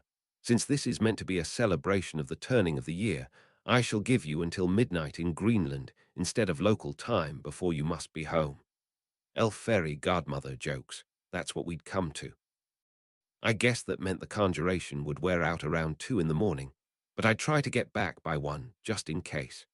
Fully withdrawing the suit, I saw that it wasn't that different from a normal tuxedo with an overly long jacket, though lacking the same fashion genes like bow ties that had evolved due to Muggle trends.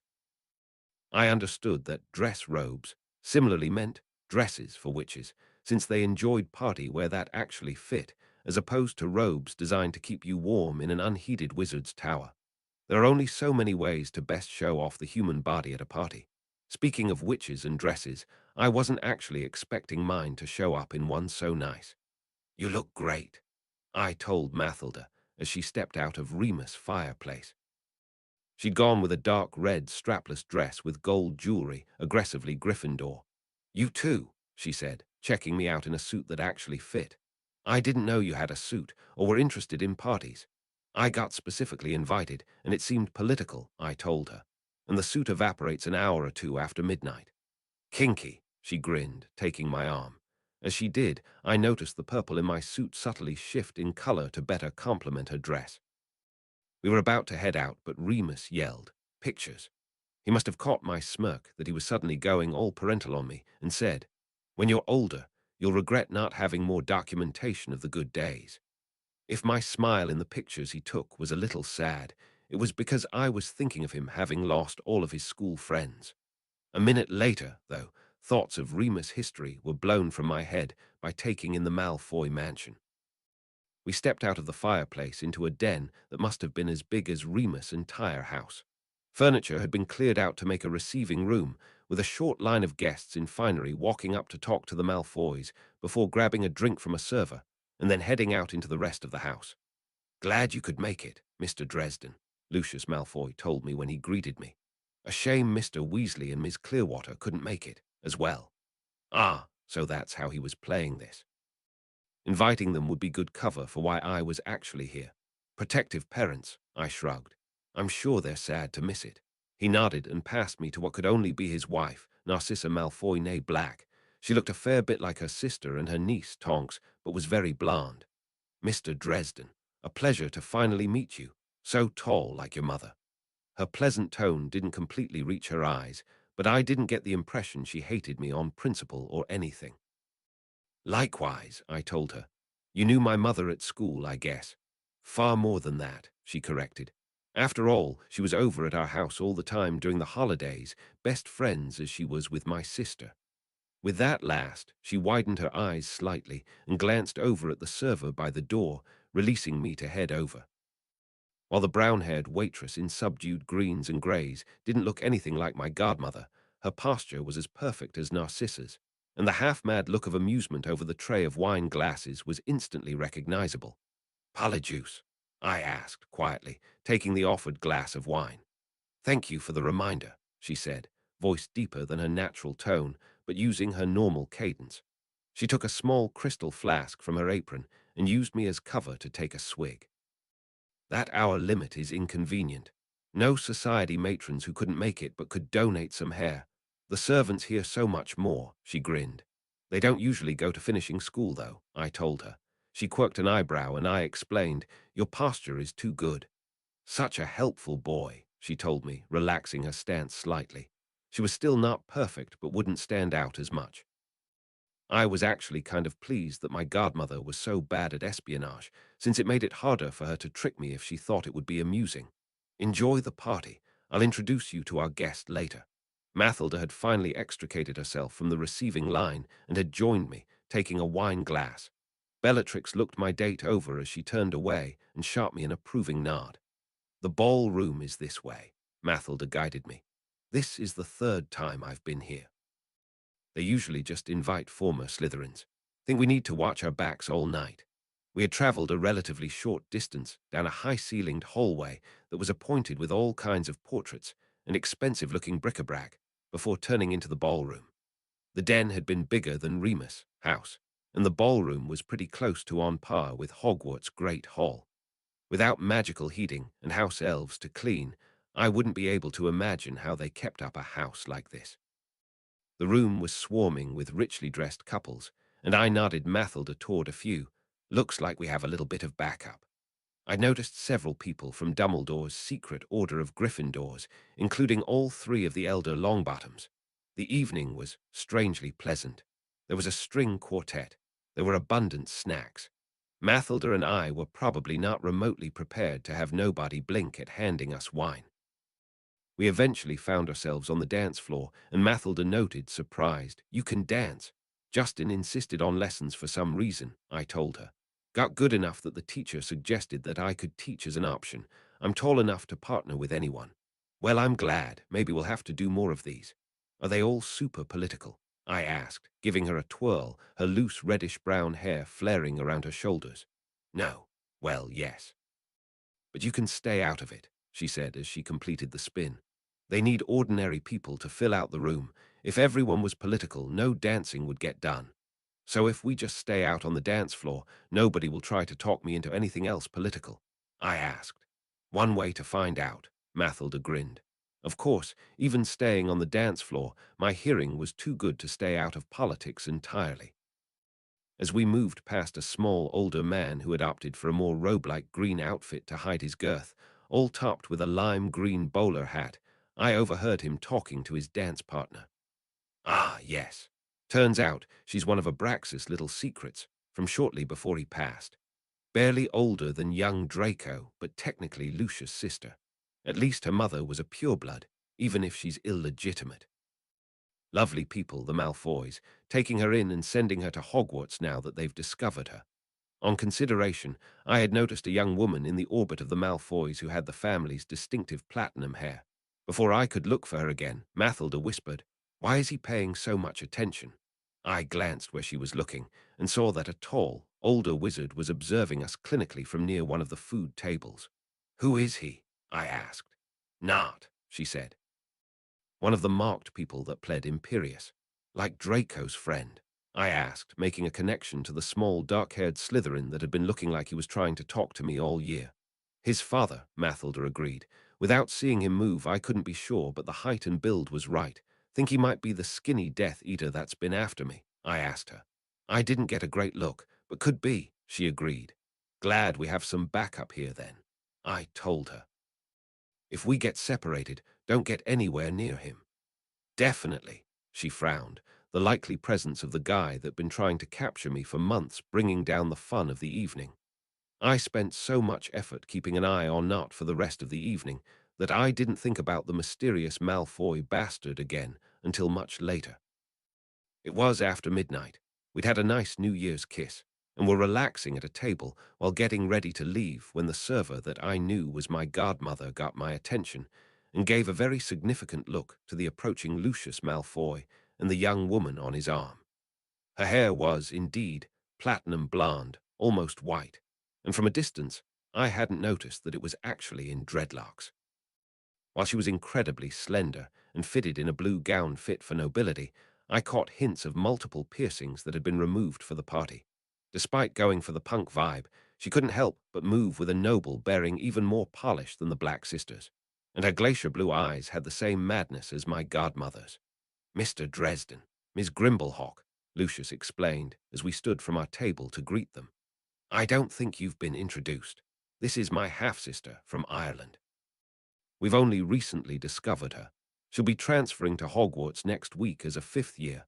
While she'll be in Slytherin, we'd all appreciate it if you could help her get acclimated, having transferred in late yourself." I nodded, knowing I had no choice. Mathilda stiffened slightly next to me, and I took a glance. Her polite expression was very forced, and I thought there was a hint of suppressed emotions, possibly envy or jealousy. Up close, the new Malfoy was impossibly attractive, and her presence felt like ice, rebellion, temptation, and sex, clawing at my mind. It was taking a lot of effort to keep my brain realizing that it was an aura and not a natural reaction. I didn't know exactly how it was hitting Mathilda. "Please. We're going to treat each other as great friends. I can tell," she said insouciantly in an Irish accent. "Call me Maeve." Representatives, it took a couple of weeks after the holidays for Dumbledore to have time to discuss things on a weekend that Remus was at Hogwarts. The three of us, as well as McGonagall, were ensconced in Dumbledore's office. I'd gotten a draft of the werewolf legislation from Umbridge at the Malfoy party, and Remus had seen it already, but Dumbledore hadn't. "I'm forced to concur with Remus," Dumbledore said, looking over the parchment. "This will simply drive more of the cursed into lives of crime. The only slight fortune is that they no longer have Greyback to rally around." "He had lieutenants," Remus argued. "It's been too long for me to know if any of them is strong enough to step up and take over, or if they'd fracture into separate packs with the influx." "Why now?" McGonagall asked. "It seems, without Greyback, there might actually be less threat from them for some time.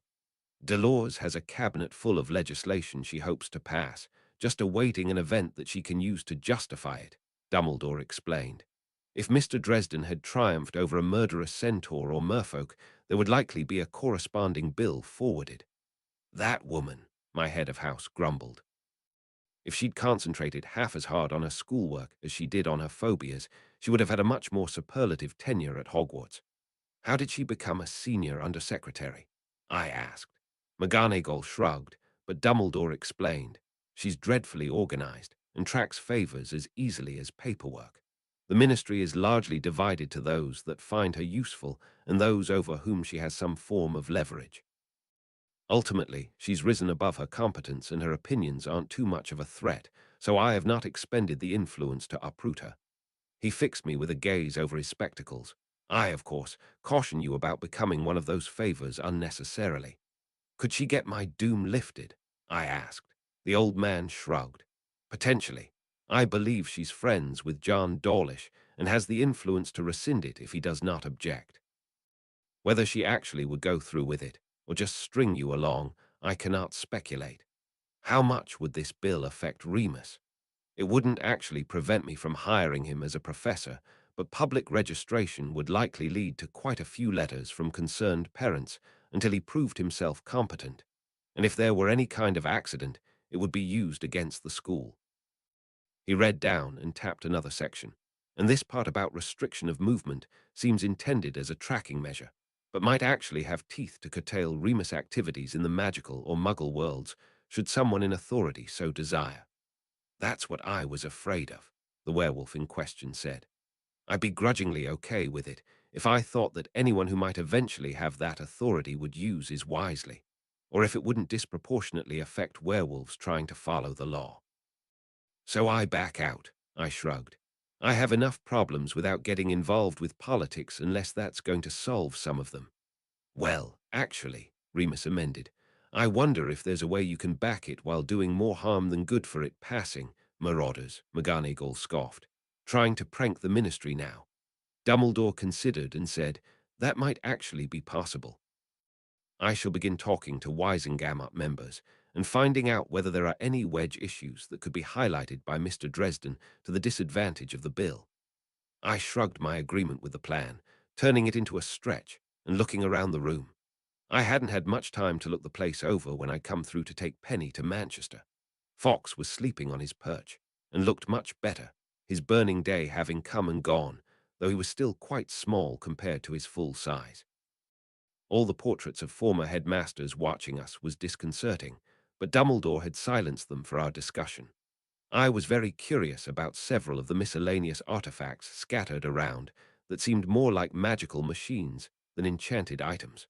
One of them was even occasionally puffing smoke like a miniature steam engine. While I was looking around, he moved on. And now, you suspect Mr. Knott of being our mystery Death Eater. I nodded. The height and build check out, and he was glaring at me for the entire party. The headmaster pursed his lips, eventually admitting, unfortunately without further proof, there may be little we can do. He is one of the most slippery of the men that were once part of the organization. I shall place observers to try to catch him doing something illegal. At the very least, it should limit his ability to act against you further. I huffed. That's what I was worried about. How did so many Death Eaters get to just go back to their lives after the war? Wealth and privilege. The old man shrugged apologetically.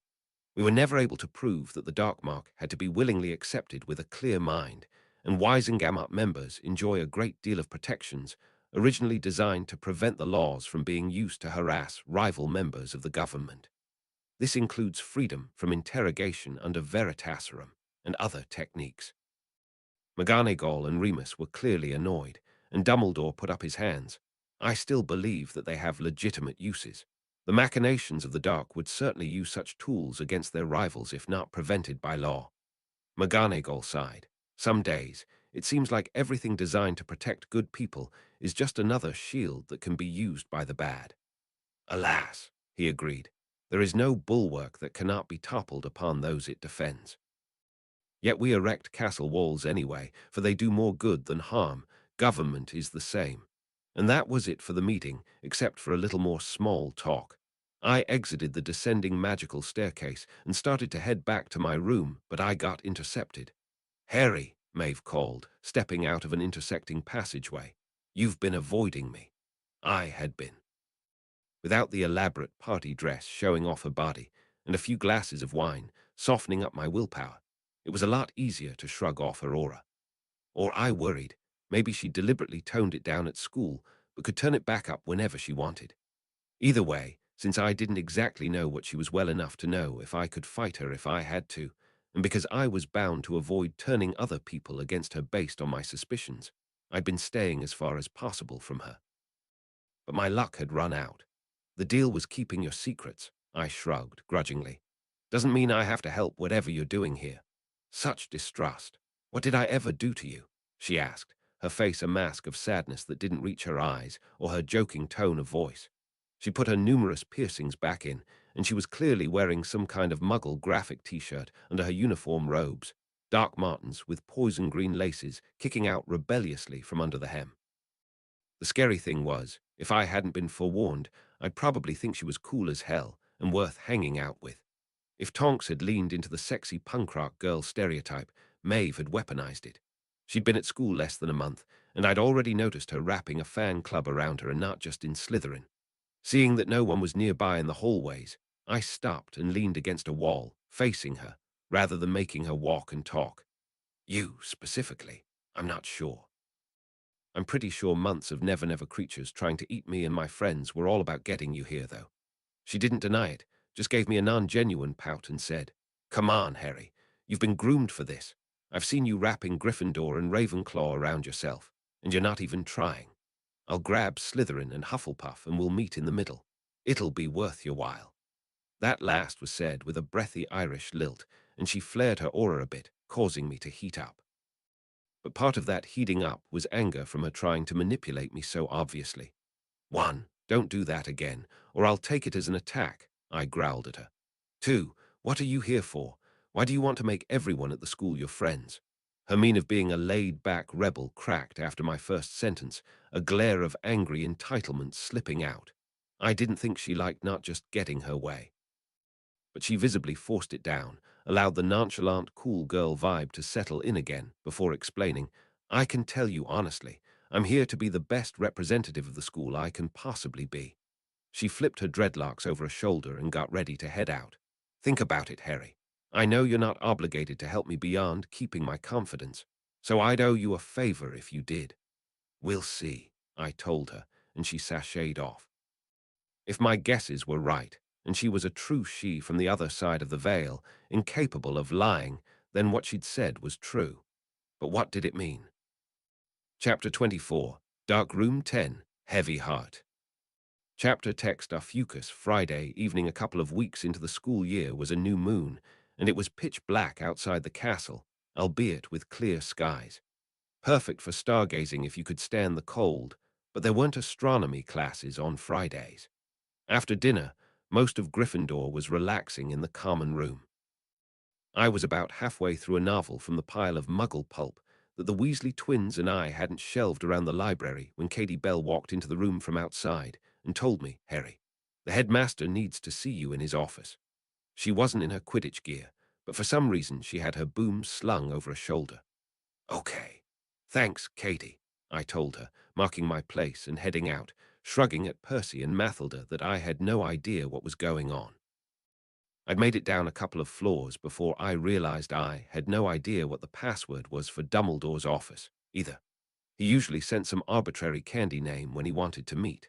Or at least he had when I'd talked to him a couple of days previously, and everyone had said that was normal. Maybe it was still the same password, but I'd thought of it close enough to the dorm to figure I could turn around and check with Katie to see if she'd forgotten to tell me. By the time I climbed back up the stairs, staff thudding along to assist, it was to see the backs of several Gryffindor robes rushing away from the portrait, into the hallway that was the shortest way to the astronomy tower, past the tapestry with the dancing trolls. "What's going on?" I asked Neville, who was already puffing a bit trying to keep up with the crowd. "Katie," he gasped, "said she was going to jump off the tower. Flew her broom out of her window, damn it." Thinking back, I hadn't been paying much attention to her, but something had been off. Suffering through a bout of depression, I raced ahead, my long legs and somewhat reasonable attempts to exercise sometimes easily letting me outpace Neville, and then overtake several of the other loweriers. By the time I crashed out onto the astronomy tower landing, pretty much half the house was gathered. It was a bit of a tight fit, for all that there was space for a couple dozen students to stargaze at once. Everyone was staring out over the railing, and I could barely make out Katie, mostly by lit wands reflecting off her eyes and face, floating on her broom at least 20 feet away from the tower. But she was mostly visible as a shadow against the stars. My acceptable level astronomy knowledge eventually coughed up that the constellation she was outlined by was Fucus, the serpent-bearer. That wasn't ominous or anything. There was also what seemed like enough distance to hit terminal velocity between her and the ground, or at least fast enough that not even Madame Pomfrey could save her. "Don't do this, Katie." Oliver was insisting, taking the lead trying to talk her into landing. "We tried the season pull charm," Percy told me in a whisper as he saw me clear the landing. "She's shielded, but she does not actually seem to want to jump." "You'll be better off without me," Katie told him, her voice nearly monotone, though a hint of genuine pain underneath. "I'm useless. Ginny's so much better than I was as Seeker. I cost the team the cup last year." Oliver had worried that Katie had been carrying guilt for that all year, but the girl otherwise seemed happy. Teen depression was no joke, but I didn't think that was what was going on here. "Imperious?" I asked Percy. His mouth pinched as he considered it, and he nodded that he thought it was likely. Whispering, I told him, anything we get around her shield is likely to knock her off the broom. And I wasn't willing to rely on Dumbledore's fortune wards to somehow save her from hitting the ground starting this high up. "The Liberator's charm," he suggested. "We still haven't gotten it to work." I hissed. Oliver had overheard and looked back at us, his eyes narrowing in conviction. I saw him moving his wand by his side, reminding himself of the wand gesture he'd seen in our research sessions. "Katie, nobody cares about that. You're doing a great job as chaser. Come back down, please. You'll be better off without me," she stated again, almost like reading off a script. "Fight it, Katie." Oliver nearly shouted, then whipped his wand up, Libero. The light of the spell spun silver and cerulean through the air, and it, like the Unforgivables, punched right through her hasty shield. It splashed against her torso, then flared out of her eyes. The glow was gone as fast as it had arrived, leaving her once again in the dim light from the tower, but I thought I saw her blink and shake her head. "How did I get?" Whoa, make a hole. She easily brought the broom down to the roof of the tower in the space we made for her and stepped off shakily. Alicia and Angelina tackled the girl, sobbing, rapidly explaining how much they loved her in an indecipherable torrent of words. Several other students weren't far behind. Amazing, Percy told Oliver, who was sagging in relief. What did you feel? Pride, I think, the Quidditch captain told us. I was just feeling how much I respected her, how much I disagreed with what she'd been saying. Of course, my other roommate exclaimed. It is not how you are feeling, but about how you feel about the target. Forges a connection to allow their own self-confidence to overpower the curse. He looked more excited about solving the mystery of the spell than saving the girl, but I was sure he'd be concerned when the thrill of the puzzle faded. Good job, Oliver. Penny will be so excited. For my own part, I was glad to finally have an answer to the spell and that Katie was safe, but something was nagging at the back of my mind. She must have been commanded to send me away, I thought out loud. Mathilda, who'd extricated herself from the group hug, asked, "They knew you'd solve it. Needed you out of the way. No, they didn't try to stop any other upper ears. Any of us could have saved her eventually. My blood," I told them. This year has been all about trying to keep me alive to steal my blood. So either this was another distraction to keep you guys from interfering in another kidnap attempt, or they wanted to keep you out of danger. Oliver shouted, staring down the doorway back into the castle. I whipped around and saw an immense shadow climbing up the spiral stairs, blotting out the torchlight from the stairwell. "Close the door," Oliver yelled at those close by it. It was the second-year crew, and they had enough run-ins with danger to not second-guess orders like that. Neville, Ron, and Seamus shouldered the heavy door closed, and Hermione yelled, "Colloportus," to lock it. They were almost too slow, because a moment later there was a horrendous wet crash against the door, as if some massive beast was trying to shoulder it open. Even with the locking spell, the sturdy oak door flexed against its hinges. Barricades. I ordered the upper years close to me, who could actually do those spells quickly. Between Oliver, Percy, and Alexis, they quickly conjured chains and braces to hold the door as the rest of the kids backed out of the way. There were 3 more massive thuds against the door, but the buttressing held, and then it stopped. I held up a hand to halt the panic talking and listened, hearing something heavy rasping against the stone steps, gradually fading away back down. "That was not a Gorgon, Harry," Mathilda insisted. Katie said, "But it was. The woman in the hood, that's who cursed me. I remember. I was studying in the library and she came up out of nowhere, told me to do all those things." Since she just had a near-death experience, I withheld chastising her for forgetting to travel in groups, as if the problem had just been solved over the holidays. To be fair, I'd forgotten about it too, both times I'd gone to Dumbledore's office. Hugging Mathilda with a squeeze that tried to convey, "You were right," I said. "I don't think it's actually a Gorgon. I think there's a monster, and a Death Eater who's a woman in a hood that likes to use the Imperius." The murmuring of the students seemed to generally imply that that made sense to everyone. I suddenly realized that I was hugging Mathilda as much out of sharing body heat as anything else. And as the adrenaline wore off, everyone else started to shiver, realizing they were outside after dark in January in North Scotland. Teeth chattering, Hermione asked what everyone was thinking. Do you think it's safe to go back in?"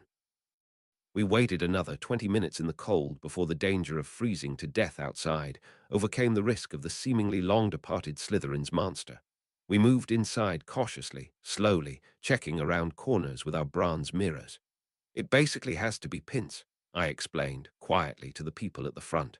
Mathilda confirmed Dean and Cormac were coming out of the library. Oliver added, "She was missing at the Halloween feast.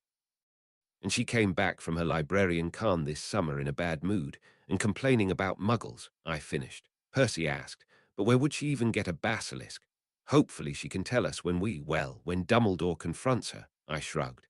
"Thank Merlin," McGonagall swore as the bulk of her house rounded the corner to the bottom of the Gryffindor stairs. "Where have you all been?" "Long story," I told her, speaking for the group. Basically, someone imperioused Katie to lure us up to the astronomy tower into an attack from the creature. We think it might have been Madame Pince.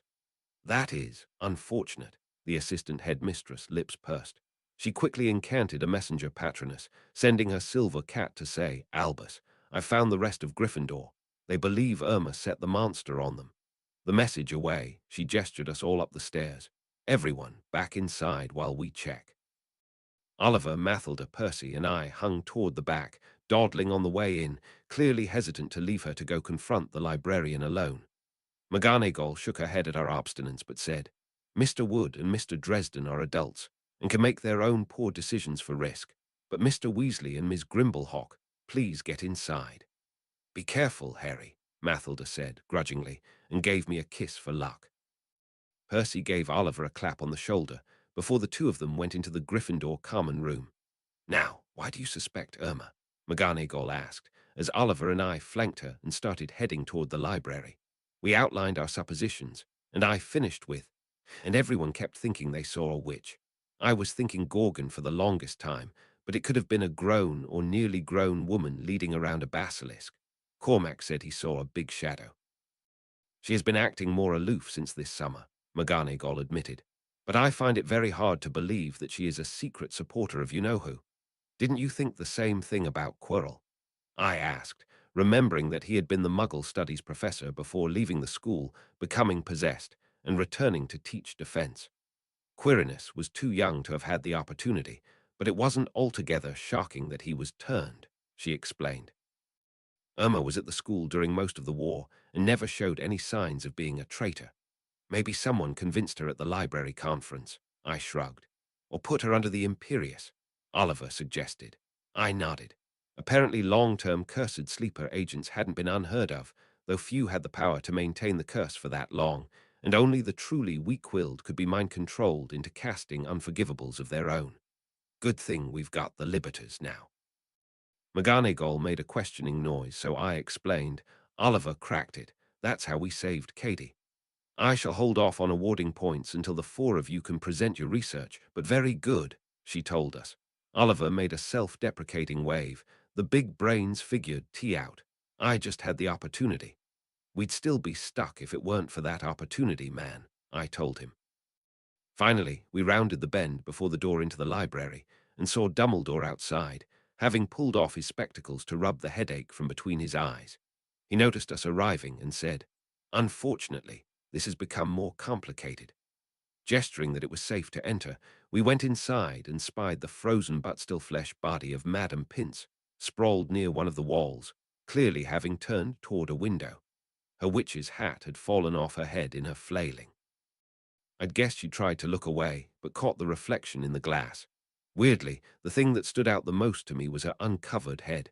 Most of the staff loved their pointy hats and wore them a lot, particularly Dumbledore, but I didn't think I'd ever seen Pince without hers. She kept her dark hair short, and it seemed to be thinning. A red line from the hatband was likely frozen into her forehead and temples. "Can we check her arm?" I asked, pointing at the left forearm where the Death Eater tattoos were common. Dumbledore waved his wand and her sleeve rolled up, clothing not caught in the paralyzation effect. Her pale arm was bare of any tattoos. Alas, if Irma was behind this, the creature may have turned on her. It will be months before we can revive her and ask what happened. I hoped we had months, because our best lead had just been yanked right from underneath us. Confidence, libero. I incanted, spelling Oliver, who'd gamely stepped into my ritual circle. I really needed to finish working on my project to make a focus that could cast sulfur-based spells. I'd started referring to them as the apologies, and everyone else told me to please stop. This one, in particular, wasn't that useful if it required a whole ritual working to perform. "That's a rush," the Scottish keeper said, eyes flaring silver, so at least I'd gotten it right. "That's 4 for 4. Penny said, excited. We'd gathered in our favorite abandoned classroom for the testing and had each been able to replicate the spell. "Now, let's see if it can do anything else we can test safely." "Percy, confundo," the Weasley prefect snapped out while pointing his wand toward me. I immediately lost the thread of what was going on until Penny cast libero, and the confusion ended as suddenly as it had begun. My eyes focused, though the dilation after the light flaring out of them left everything momentarily dark, and I gave her a thumbs up. It really was a rush, my self-confidence and mental strength briefly supercharged enough to fight off the effect. "Yay!" The blonde Ravenclaw actually hopped in her excitement, sending her curly hair bouncing into the air. If this is a general counter against mental effects, it will have so many uses. Percy nodded. Simply working as a prophylactic against possible imperious exposure would have it get used, but if it generally clears any kind of mental impairment, it might wind up as a standard security method at the Ministry. Unfortunately, I do not believe we can easily test lesser compulsions. No, even any in your big repertoire, Oliver asked him. They are extremely frowned upon outside of warding, Percy explained, and that just to subtly redirect muggles and animals away from the warded site. I believe there is always a brisk trade in them amongst certain types of wizard, of course, but they are not taught even at the Newt level curriculum. I'm sure when the Ministry replicates our spell, they'll test it in many more conditions, Penny shrugged. We've got enough to make it worth their while. So you're done? Oliver asked. Got your application to the Department of Mysteries all set? Extra credit, she asked me and Percy. I'd like to try to go ahead and create the other too. We've got another year and a half to work on it. Might as well pad the CV. Percy agreed, and I nodded absently. I've been thinking about the issue of compulsions. Hit me again, I asked her. Penny nodded, confused but cast, libero. While under the surge of the spell, I tried to blurt out, "My godmother is Bellatrix Lestrange." But the words wouldn't come. I tried, "You can't trust Maeve Malfoy," to the same result. Having a brain wave, I then tried to tell them, "Remus Lupin lives on Heath End Road in High Wycombe," and also couldn't force that out. And the feeling in each of the cases was extremely similar, my brain failing to connect to my tongue. "All right, Harry," Oliver asked. "I can confirm it doesn't let you break a Fidelius," I told them, more frustration evident in my voice, because I couldn't seem to explain what I was really trying to break.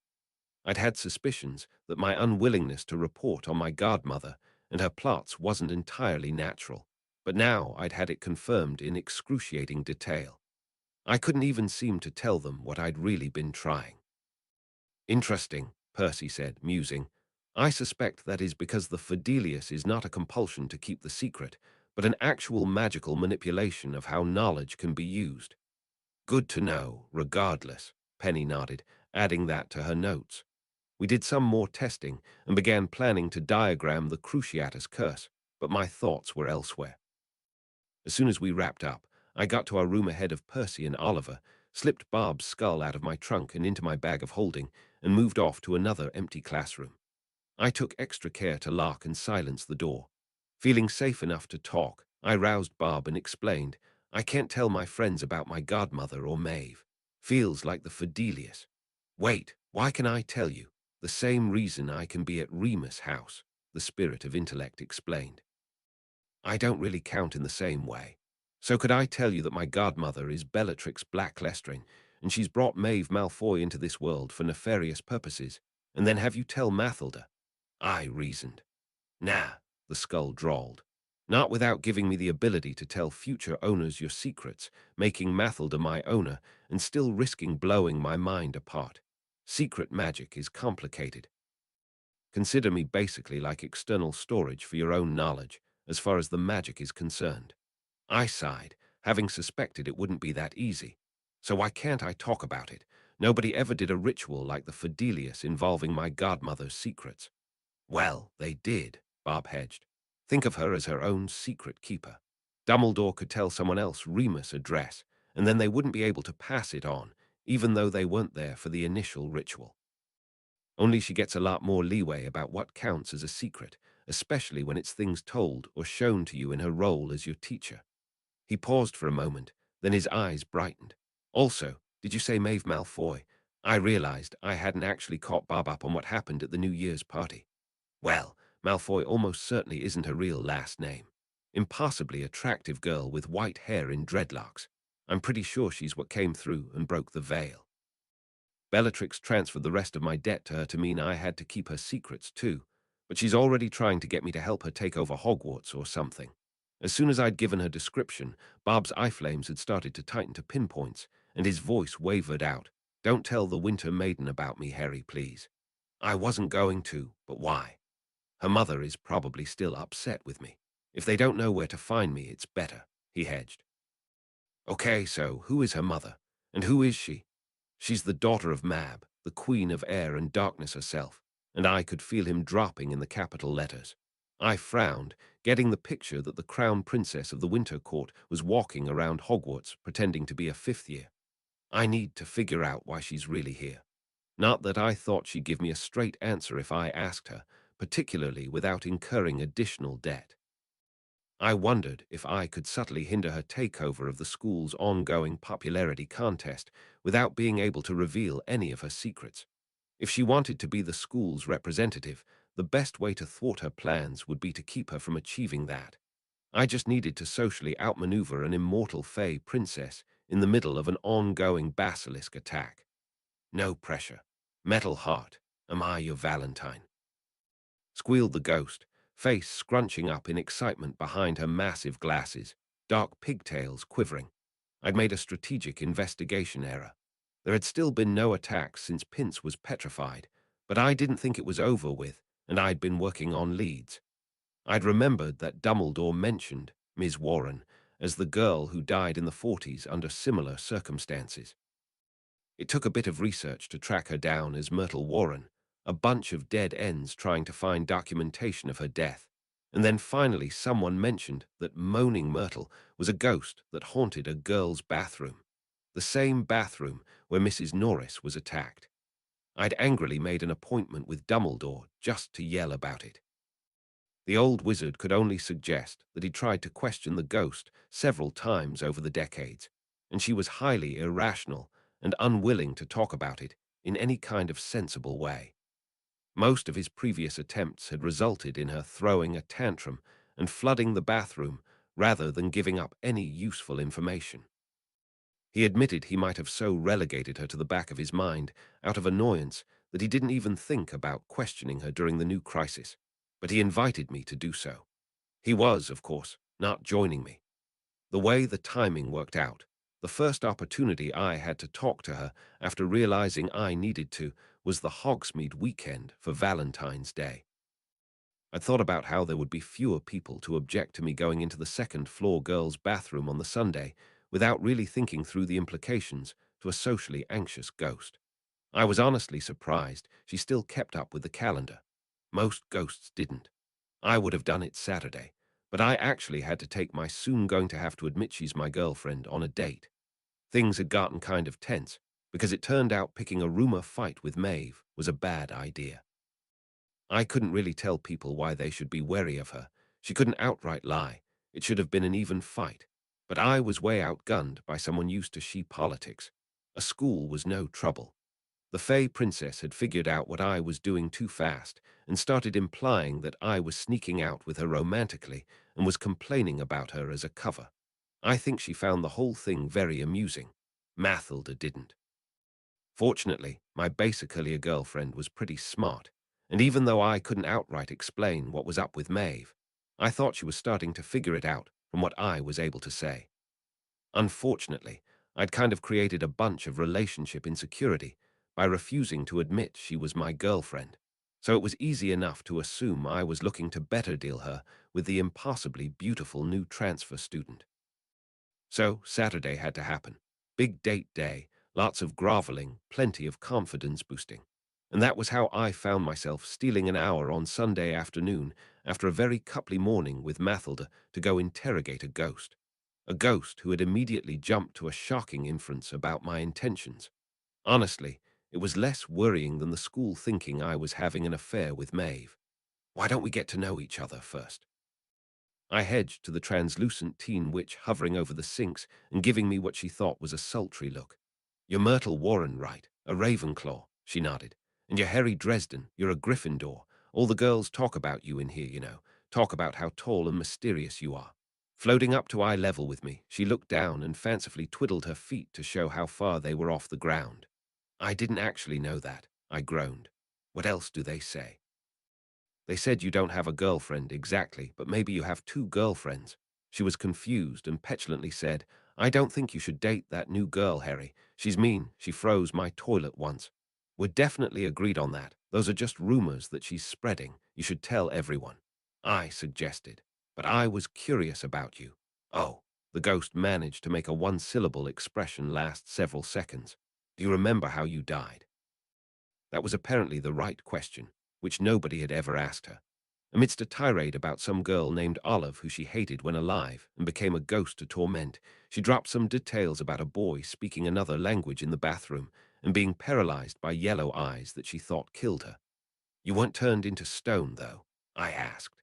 That was the first thing that seemed relevant. I don't think so. The other ghosts are mean to me because I was poisoned. You can't join any good ghost groups if you were poisoned. Not even in Rome, apparently, even with all the assassinations. I think it should count as death by magical beast, since it was acromantula venom, which is funny because I've never even seen one of those. That would definitely jibe with the belief that an acromantula had been responsible, but something didn't add up.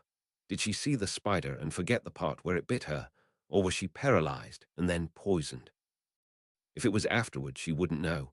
While I thought about that, I asked, "Did you know Tom Riddle?" "Oh, Tom," she exhaled, floating up toward the ceiling and again drawing out each word. "He was so cute. He was tall, dark, and handsome like you. Well, maybe not quite so tall. I wanted him to notice me so badly. That's why I spent so much time in here. He was in charge of installing the new toilets, you know." "I didn't know that," I admitted, thinking. "So you went to school here during the plumbing project. How did that work?" She shrugged, the effort sending her floating up and backwards. "A lot of transfiguration. The whole school pitched in. The Ravenclaws had to figure out the best places where to put the pipes so they wouldn't break when the castle rearranged itself. And so professors wouldn't have to give up their favorite rooms. This used to be a privy room already, but there's a girls' toilet downstairs that was a storeroom. They didn't even take the lock off the door. I'm familiar with that one," I agreed, it being where Hermione had spent the day before being attacked by a troll. The more important question was, so Tom would have had access to basically everywhere in the school to route the pipes through, but he kept coming in here. "I think he was really proud of the sinks," she suggested, even though one of them never worked. The sinks were a pretty nice Art Deco arrangement of porcelain and copper, and were probably easy to be proud of before half a century of hard use in a haunted bathroom. One, indeed, didn't work, and careful examination revealed a glyph that looked like a snake etched onto the side of one of the copper taps. It wasn't a rune I recognized. I made a little more small talk with Myrtle before extricating myself to go to the library. I was certain that if I could track down the meaning of that rune, it would give me more of a clue what was going on. I wondered if there might even be a network of them throughout the bathroom project, perhaps treating the entire plumbing system as one artificed array. Ultimately, I probably would have saved a lot of time if I'd been thinking smaller. An enchanted evening. I think the three of you are likely to be at least a half year ahead when you start runes next year, Percy suggested. We put the second years through a test just to see how much they'd been getting from the enchanting seminars, and Hermione, Neville, and Draco had all done quite well after a year and a half of watching us work. "And you too," he said, referencing Seamus and Millie, "will be at least a month ahead." The other two members of my focus group had finally started coming to the enchanting club this year, after realizing how much they needed to know to make their own foci. "That's great." Hermione enthused. "Only that should make it a lot easier to deal with the rest of my electives to already be so far ahead in runes." "I doubt you'll have much of a problem anyway, Hermione," Penny suggested. "They adjust the other class times for your third year to account for the new electives, so you definitely shouldn't stress about a couple of extra classes. Except that I'm probably taking 5 extra classes," the girl shrugged. Both Neville and Seamus rolled their eyes, apparently already aware of this plan. Draco simply shook his head, smirking. "What? Professor McGonagall said I could if I really wanted." "How?" I asked, thinking about the way the class schedules were set up.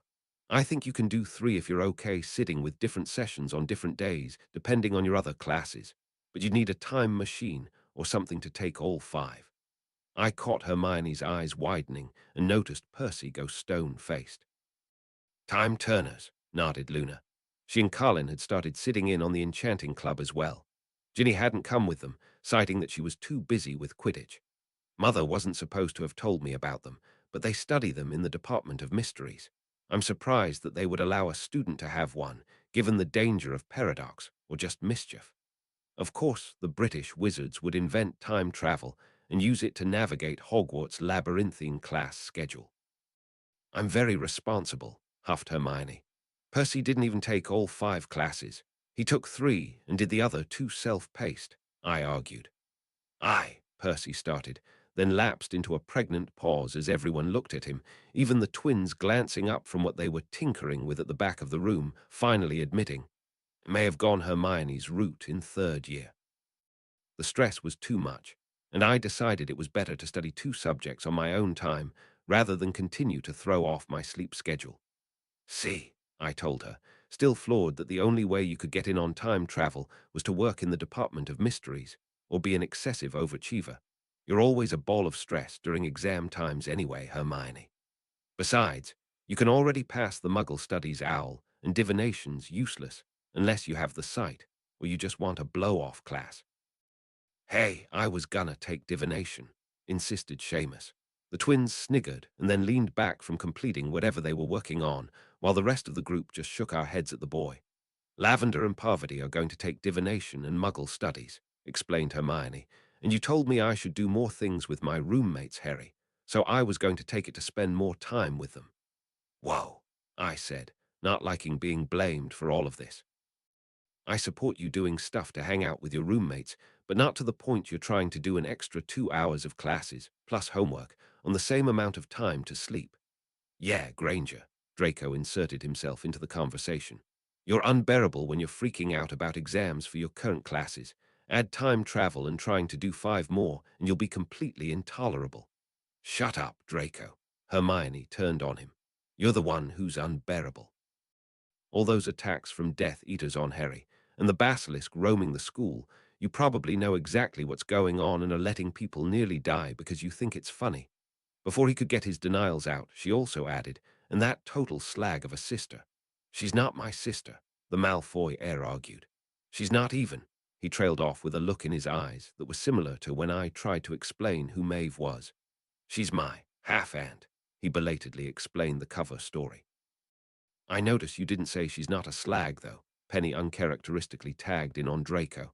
The way she spends all her time trying to make people think she's sleeping with Harry, Percy growled. Sometimes I wish my girlfriend was less concerned with Harry's love life. Why are you so jealous of Harry? Penny whirled on her boyfriend. We're just friends. Your father. He knows Harry helped you heal him, and I could tell he was impressed, Percy explained, petulantly. I hadn't even known he'd met the parents yet. Guys, ixnay on the Ealinghay, I tried to interject, hoping that the rest of the kids in the room wouldn't pick up on the illegal magic Penny had done the previous December. I was actually super annoyed that they were treating something that could get me thrown in prison without the operational security it deserved. He so wasn't, Penny argued, ignoring me. He found out that Harry's on probation and congratulated me on dating an upstanding young man with a bright future. But thanks for assuming I'm going to date someone just because my father likes him, like I'm some chattel to be married off. You Muggle-born are so lucky. Draco inserted himself back into the conversation, perhaps unwisely. Longbottom and I have to marry who our parents pick for us. Speak for yourself, Malfoy, Neville objected. My parents said they'd only try to make a match for me if I couldn't find someone I liked on my own. Maybe you should stand up to your father about Parkinson if you're so mad about it. My father has a lot of things on his mind, Draco disagreed. With my aunt to deal with. I noticed a smirk, which I suspected was the boy realizing he could get around his secrecy oaths by implying he meant Maeve when he was really talking about Bellatrix. How did Thar even work? Seamus chuckled. She's a fine Irish lass, sure enough. Your granddad go wandering to see what pretty Irish witches are like right afore he died. Can't blame I am, like you'll ever know what a pretty Irish witch is like. Finnegan, Millie tagged in when Draco was at a loss for words, and the implied insult to his family. Face it, you're not a catch. Look who's talking, you bleeding gargoyle. The Irish boy yelled at her, and I thought they'd been getting along a lot better. How much of a dowry will your have to pay to get some pureblood boy to marry you? Who says I want to marry a wizard? The big girl shrugged, but seemed like the attack had stung. You like girls, Colin joined the conversation, having spent the past few minutes watching it like a tennis match. He didn't seem totally scandalized, but it was as if the thought had never entered his head before. It's okay to like whoever you like, Carlin, Luna suggested simply to her year mate. Unlike everyone else, she didn't seem particularly upset. But why is everyone acting like a swarm of Nargles is in the room? I don't see any. Luna, Penny chided, I know you believe in these things, but you really need to just shut your mouth when you're about to say something strange like that. This is why you're having a hard time making friends. Penny, I countered. I've told you time and time again that you're too close-minded about this. She's probably seeing actual fairies. With the way things are going, we'll all be seeing them soon enough. What? Several people asked at once. What do you think is going to happen when the school is playing host to the— My mouth snapped shut before I could finish the thought, since I'd meant to say, Queen of the Fairies. I growled at the oath I hadn't even deliberately signed up for continuing to prevent me from sharing important information with my friends. But the moment of silence gave me a jolt of perspective, especially since my fractured thought led everyone to spin off into their own private fights. Penny and Percy were having a hushed argument, and the second years seemed to be mounting another Gryffindor-Slytherin offensive. Over at their table, the twins had apparently been having a row that had passed the rest of us by. I'm so sick of you always getting to be Fred. Maybe if you were witty enough to start the conversation. The other twin, who was maybe not George, argued. It's all Harry's stupid rule anyway. The one I'd normally consider Fred, because he talked first, insisted. We need to figure out how to start conversations more evenly. I'm not pre-planning conversational openers just so Harry will think you're Fred. But I am Fred. Apparently, actually, Fred nearly sobbed. It was so ridiculous that I started thinking about it logically and noticed their completed enchanting project whirling angrily. It looked like a sneakoscope, and I remembered telling the twins about the broken one I'd been working on over the summer. Hoping I wasn't going to have to owe them a huge apology for destroying an unrelated project, I strode over and slapped the spinning wooden top down while shouting, Defindo, and channeling the cutting charm through my hand and into the magical object. With the snap of splitting wood, it was like cold water hit the room, and everyone suddenly went quiet. The almost imperceptible bubbling anger I'd been feeling was only detectable by its instant absence. Oh, the one who said he was Fred exclaimed. Bugger, said probably George. Well, that worked too well. What were you trying to make? I asked, gritting my teeth. Portable argument, likely Fred admitted. You gave us the idea, I'll assume George wheedled. It would be a great prank if we hadn't gotten affected by it too. Admittedly Fred. Too strong, though, said professedly George. Back to the drawing board. Everyone else groaned at getting on the end of the twins' prank, then the rest of the session was mostly about apologies. As we were leaving, Luna caught me in private and asked, You and Draco made oaths to a fairy not to talk about her. That seems dangerous. Not to, I managed to get out, then tried. I didn't mean to. Even if Luna of everyone had worked it out, I still apparently couldn't talk about it to her. It's okay, she patted my hand. Don't hurt yourself trying to break the gesh. I'll tell Daddy what I know and he'll have some ideas. Somehow, that didn't make me feel like the world was saved. Chapter 25, Dark Room 11, Hidden Things. Chapter text Hidden Things. After the giant argument at the Enchanting Club, things were a little tense with my friends, and everyone kept making excuses about availability, so we wound up skipping a few weeks. But everyone gathered back together before dinner on the last day before spring break. Colin had something to show us. I finally got it all working, the young photographer told us, excitedly, showing off the large, framed photograph. It was a shot we'd taken one night when everyone was there earlier in the year. It was fully animated and was interesting in that it didn't really repeat exactly the same way each time. It was more like the photograph had captured the essence of everyone's personalities than just being a short video. That's great, Colin, I told him as Penny used a sticking charm to hang the photograph on the classroom wall. You got your mysterious darkroom fully stocked. Oh no, it came fully stocked. The boy brushed off the question, then admitted. Figuring out the process took me most of the year, though. There was a fully stocked photography darkroom somewhere in the castle, Percy asked, raising an eyebrow.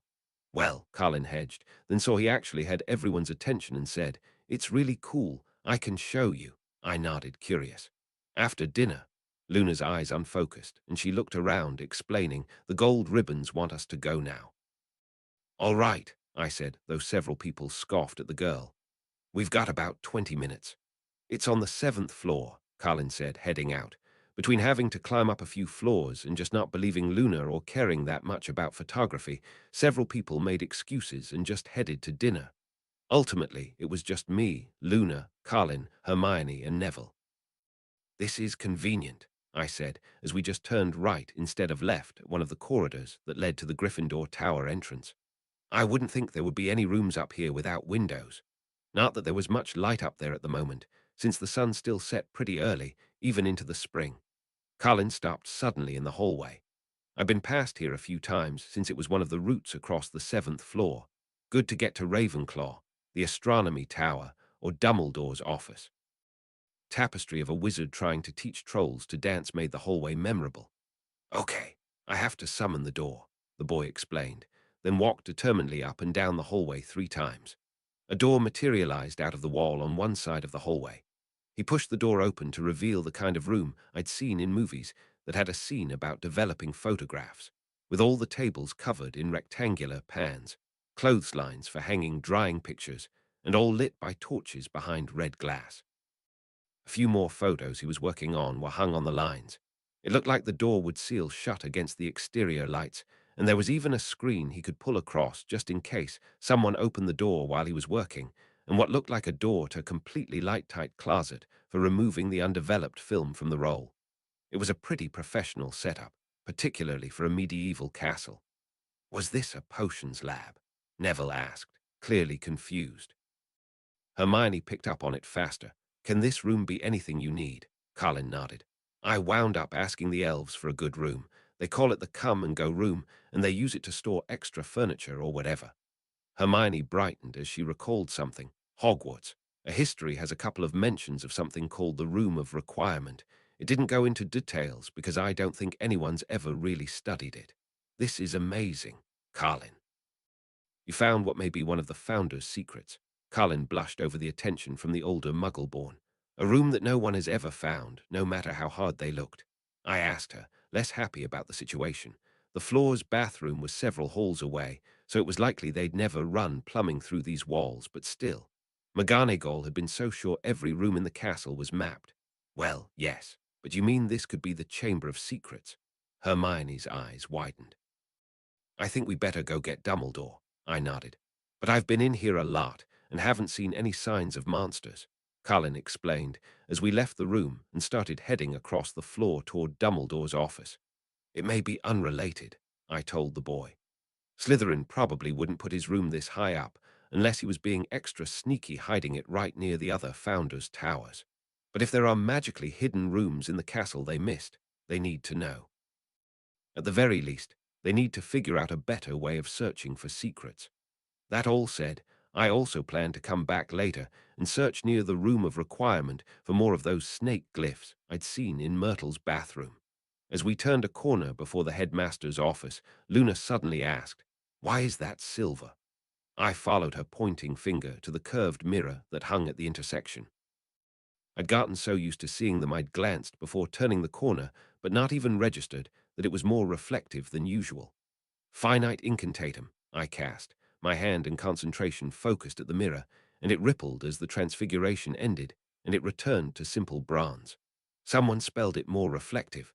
Ah, students, to what do I owe the pleasure? Dumbledore asked, spotting us as he stepped past the gargoyle out of his office preceded by Lockhart. Gilderoy and I just had a meeting about his spring lesson plan, and I was on my way to dinner.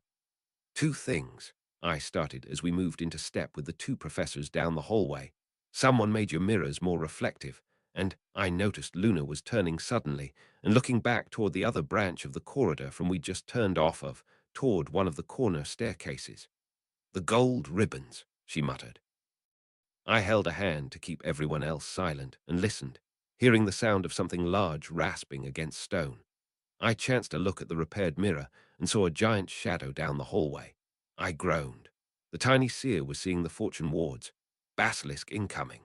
The obvious thing to do would have been to run 10 feet back up the hallway and into Dumbledore's office, but the kids panicked and started running in the direction we were already moving, toward one of the central staircases. Admittedly, it was away from the basilisk. Lockhart was quickly outpacing them in his own haste to escape. A roaring hiss echoed down the corridor as the basilisk picked up speed. "Don't look at it," Hermione shouted, likely unnecessarily, expositing even as we fled, student robes flapping around coltish legs, trying to make haste on worn stone. Lockhart stumbled into a small classroom and shrieked in fear, slamming the door before anyone else could get in. While the guy had turned out to be a competent duelist and had been improving as a teacher, I'd never shed the idea that his books were fiction. At the very least, he'd never even written about facing anything this big and unfairly deadly. Basilisks, petrified with a glance, had impossibly potent venom, and were so spell-resistant that even Dumbledore would have trouble landing anything. Of course, the headmaster had adapted to that and was transfiguring the stones behind us into bollards as we ran. Fingers of granite reached from the floor and walls to obstruct pursuers. "Did you ever redirect the fortune wards?" I asked him, worried that if the death we were trying to escape was still dumping on Lockhart, his small classroom wouldn't be much protection. "Yes," he answered simply, his urge to elaborate cancelled out by being over a century old and trying to keep up with a bunch of teenagers running down a dimly lit, smooth-floored hallway. The thunderous sound of the giant snake smashing through his obstructions behind us meant Lockhart must be safer than us. "Fox!" he gasped, and a moment later the phoenix appeared in a flash of golden fire, still young-looking after his burning day. "Save the children," Dumbledore ordered the bird, who was probably still too small to manage multiple people in one teleportation. The crimson bird streaked forward and grabbed Luna's robes, the blonde seer having started to fall behind her longer-legged peers, and both disappeared in another flash of fire.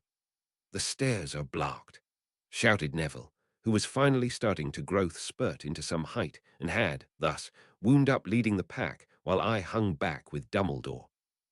We were soon up to where we could see as well, the stairs down somehow packed with so much detritus that even an exploding charm from Dumbledore wouldn't clear a path.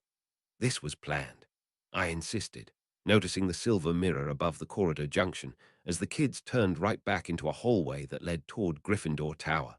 No wonder the fortune wards had started directing Luna so far ahead of the event.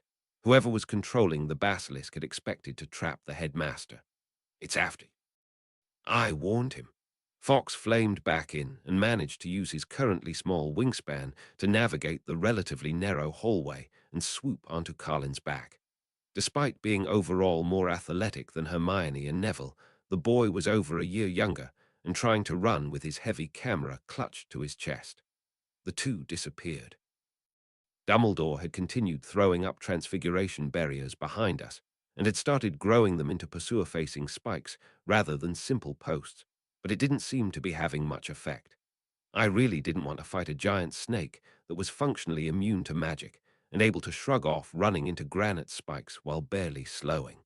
The headmaster was slowing. All the magic while trying to sprint was taking it out of him. I felt helpless to assist.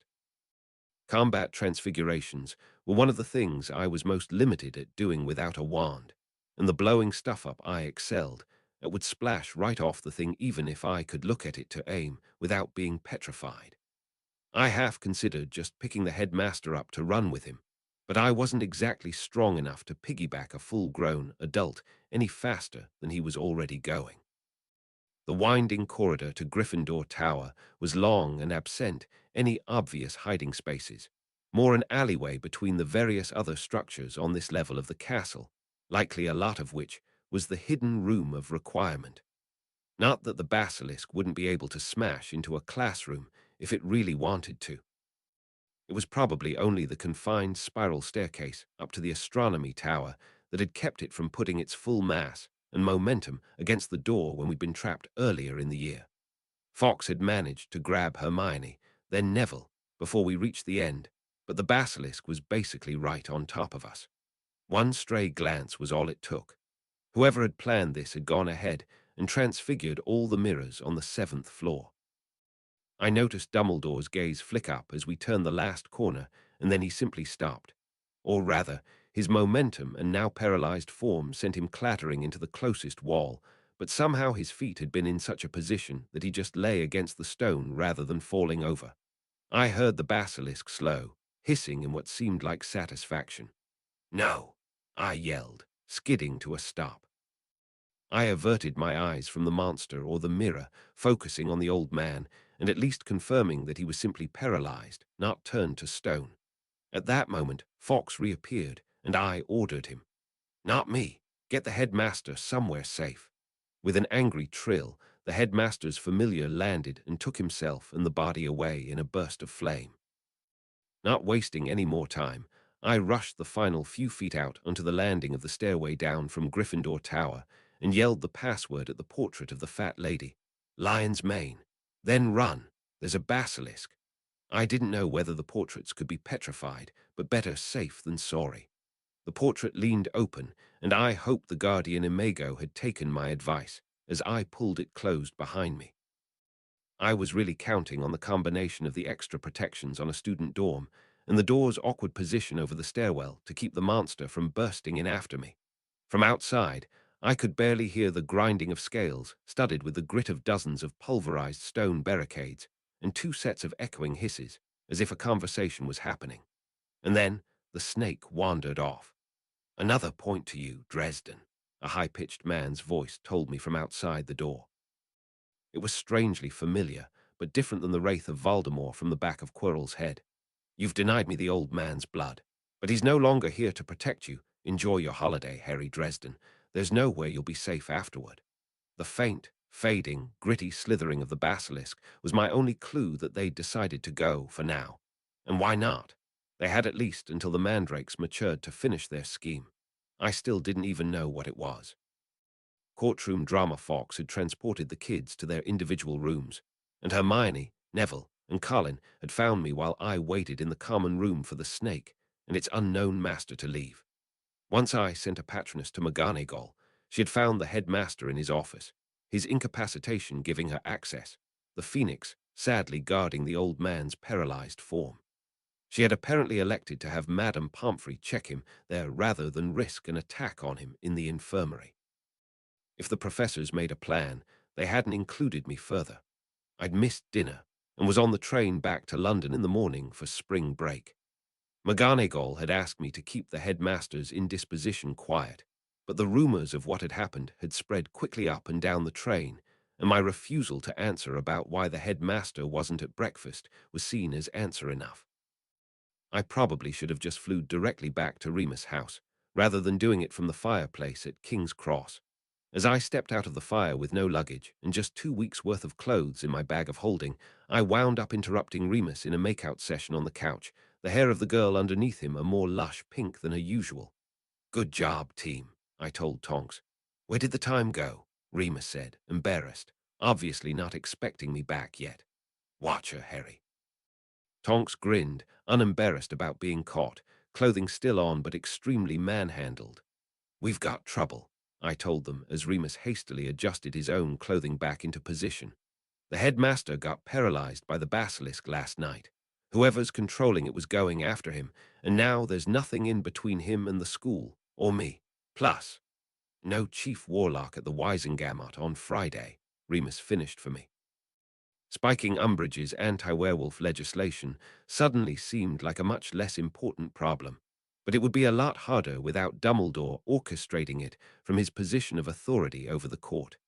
That was like a bucket of cold water on Tonk's libido that my arrival hadn't been. "I'll check with Moody," she said, professionalism snapping into place and heading for the fireplace.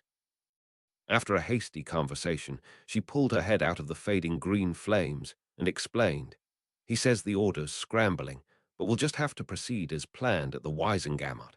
Seems like nobody was prepared for Dumbledore to be incapacitated. His penchant for micromanagement was another reason I wasn't deeply invested this last decade," Remus admitted.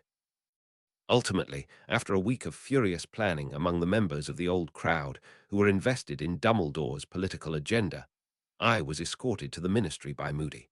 It just made more sense, in case anyone that recognized Remus knew about his secret. We flew in Friday morning bright and early. The ministry, like most bureaucracies, one of the few magical institutions that cared about the clock. The old Aura was right behind me out of the flue and staggered into my back as he exited, planting his prosthetic leg. "Sorry about that, Dresden," he grumbled, pushing against me to stand back up. Constant vigilance. "No worries," I told him, resituating my robes and belt where he'd shoved me. The atrium was much busier than it had been when I'd visited over the winter, robed individuals all entering from numerous fireplaces, swarming past the incredibly tacky giant golden statue of a wizard lording it over the other magic races, and nearly overwhelming the intake clerks. At least most of the crowd was regulars and had badges, but I had to stop at the wand scanning station. This time, I'd brought a wand to make it easier. Phoenix feather core and unicorn horn.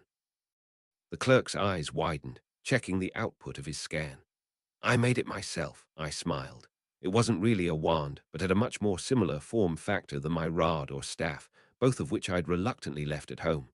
If I needed them in the ministry, we were in even bigger trouble, which, I had argued and lost, was exactly why I should bring them. "I've linked it to your records, Mr. Dresden," the man agreed, passing it back with some reverence. If Dawlish kept banging the drum that I was a dark wizard, being on record as having a unicorn horn wand should make it harder to convince anyone.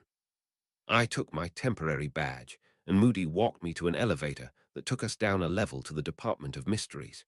And then, for some reason, we had to take stairs down another level and walk through a labyrinthine passageway to get to the courtroom used for Wisengamot sessions. Maybe it was an ancient security measure to keep prisoners from escaping. The room itself was about what you'd expect this deep in a dungeon. A large, rough-hewn cavern of dark stone lit by torchlight. It was almost certainly the most secure chamber of this size in the country, but the bleakness of the surroundings probably had a lot to do with why the laws in Britain were so backwards and mean-spirited. It was already mostly full of what I assumed were the voting members, and Moody directed me over to benches near the podium at the front of the room with a few other witnesses. Among the Wisengamot members in the amphitheater seating, I recognized a few friends of Dumbledore Lucius Malfoy, and unfortunately, the senior Nart, who was almost certainly the Death Eater who kept trying to capture me. Moody withdrew to the side of the room, where other auras were spaced out in guard positions. Dawlish scowled at me when I noticed him. Shortly before the appointed 9 a.m. start time, the court quieted down as a procession entered, with Umbridge second, in lurid pink formal robes. I assumed that meant the portly little grey-haired man in front, wearing pinstriped black and green robes, was the minister, Cornelius Fudge. I recalled I'd seen him at the Malfoy New Year's party, gossiping about Maeve's cover story. He took a place at the head of the podium above me, and the others filled the ministry's box of seats. "Albus is currently incapacitated," Fudge explained, his voice carrying through the chamber even without obvious magic, since it wasn't that big and the acoustics were designed when architects didn't have speakers, so took that kind of thing seriously. He gestured to an old man I didn't recognize sitting in a similarly prominent seat across the box. "So Tiberius will be sitting as chief warlock today." We all wish Albus a speedy recovery. Only a few people had seemed surprised at Dumbledore being missing even though it hadn't made the newspaper yet, the rumor mill obviously working as fast in the ministry as at Hogwarts.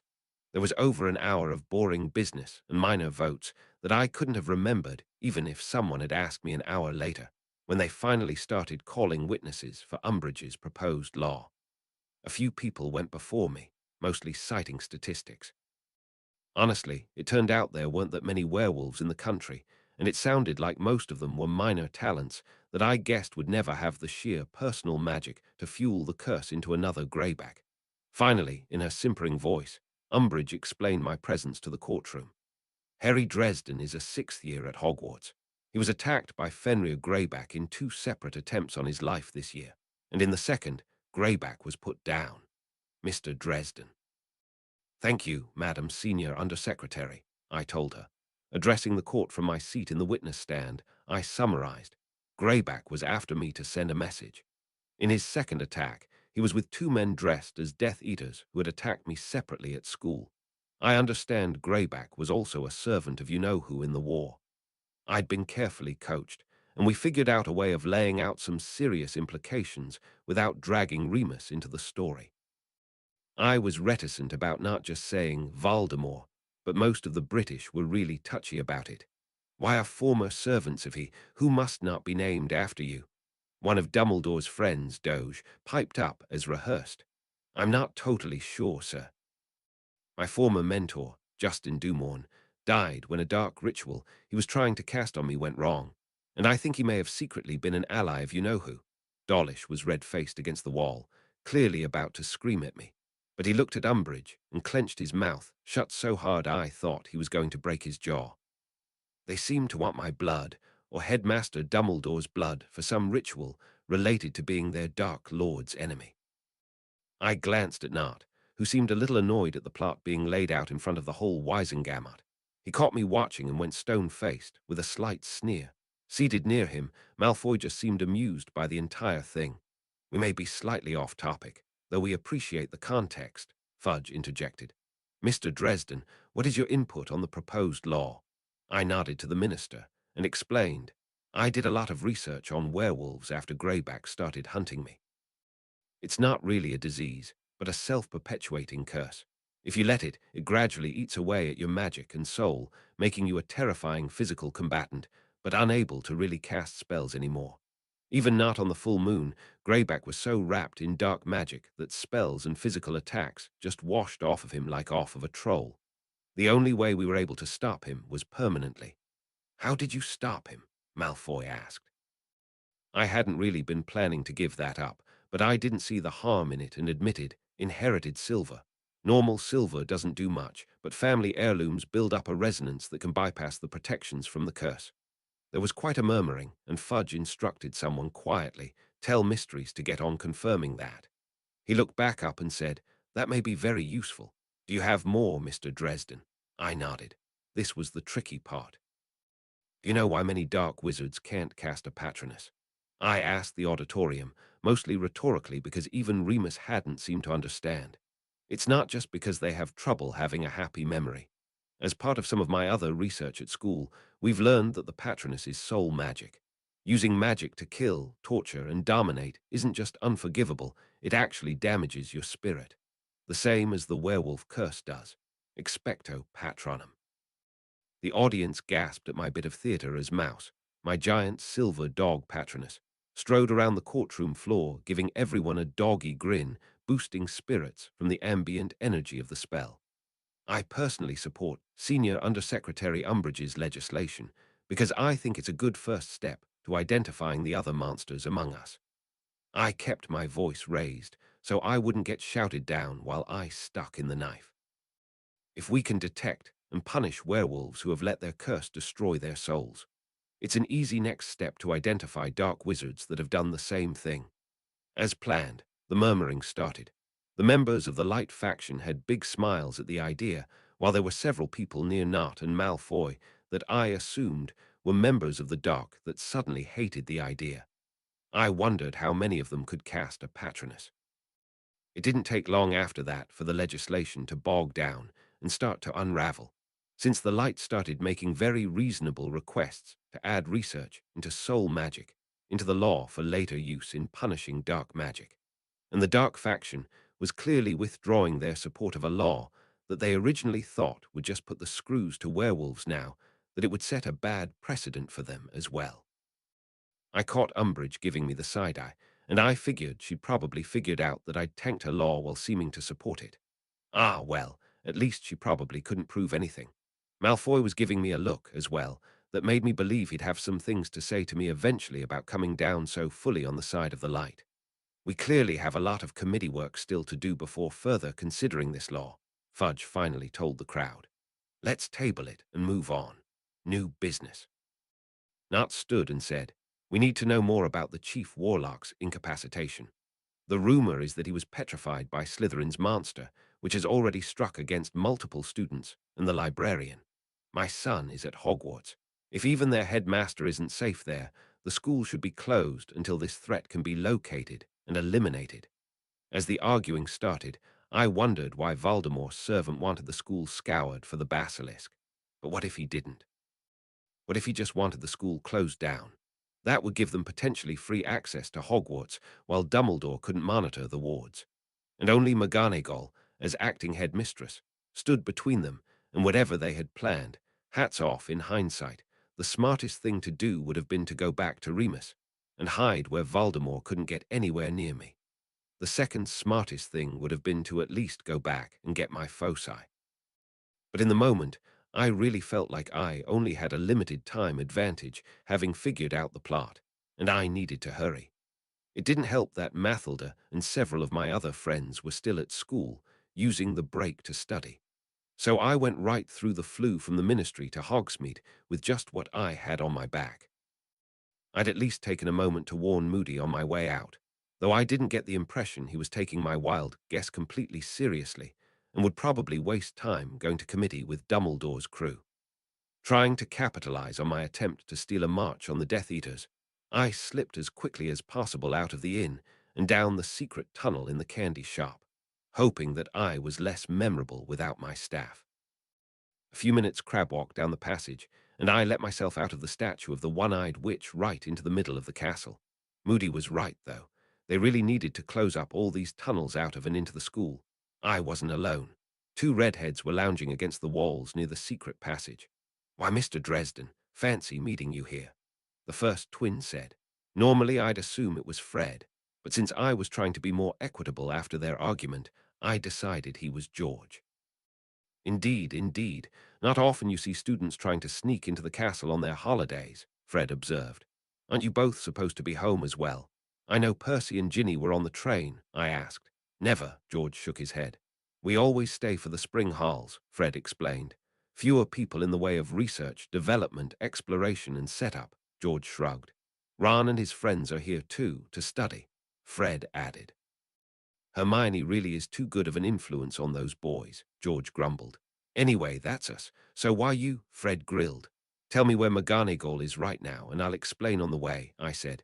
Probably on her way back to the head's office after lunch, George allowed after a brief, quiet conference. She moved in there for the time being, Fred added. Let's go then, I told them, and we started heading up to the 7th floor. Did I tell you about Nart?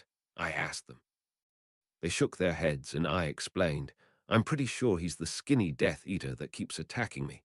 He just got the Wisengamot to shut down the school, pretending he was upset about Dumbledore getting attacked. I think he's trying to clear the place out so Voldemort can get in.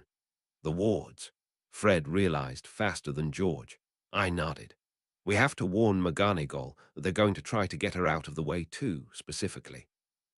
The 7th floor was basically as good as new when we got up there, the evidence of Dumbledore's smashed obstacles already detransfigured and repaired, though some of the stones looked smoother and cleaner than the others if you knew what to look for. We'd taken the stairs up to Gryffindor and cut over, retracing the path of the chase in reverse. So it was surprising to see another element of it repeated. Lockhart walking up out of the central stairway, also clear of rubble, with McGonagall. That does seem like a good idea, Gilderoy, she was telling him. I don't see any problems with any of the lesson ideas you've proposed so far. I glanced up and saw that the mirrors were still in their safe configuration of bronze this time, at least, but I still felt like once was coincidence, but twice was enemy action. Why was Lockhart so conveniently around to put first Dumbledore and now McGonagall in danger? Surreptitiously shaking my shield bracelet out so the twins would hear it jingle, I raised my voice down the corridor. Hope we're not interrupting. Hoss! McGonagall stopped and turned, amused to see me here. You're supposed to be away for the holidays. She then noticed my bracelet was free and raised an eyebrow. This is important. Mr. Nart, I stressed the name, pretty sure that Dumbledore had clued her in on my suspicions, or at least that she knew he was likely a Death Eater, convinced the Wisengamot to shut down the school. I'm worried that there might be an ulterior motive. I shot a glance at Lockhart, deliberately not meeting his eyes as had become my habit, but definitely saw a flicker of annoyance, his face losing the unconcerned air he usually put on. I also saw a wand slipping into his hand out of his sleeve, and I yelled, Professor, down. Give the aging witch her due, she'd been in a war. She saw where I was looking and didn't just drop, but shifted into her cat form and started racing toward me. Lockhart's hissed, stupefy, sent a bolt of red light careening through where she'd have been impossible to miss at that range if she was still human-sized. Pratigo, I said, raising my shield to protect me and the twins as the animagus covered the distance. For their part, the two had their wands out and were launching their specialty prank, Jinx's back down the hallway.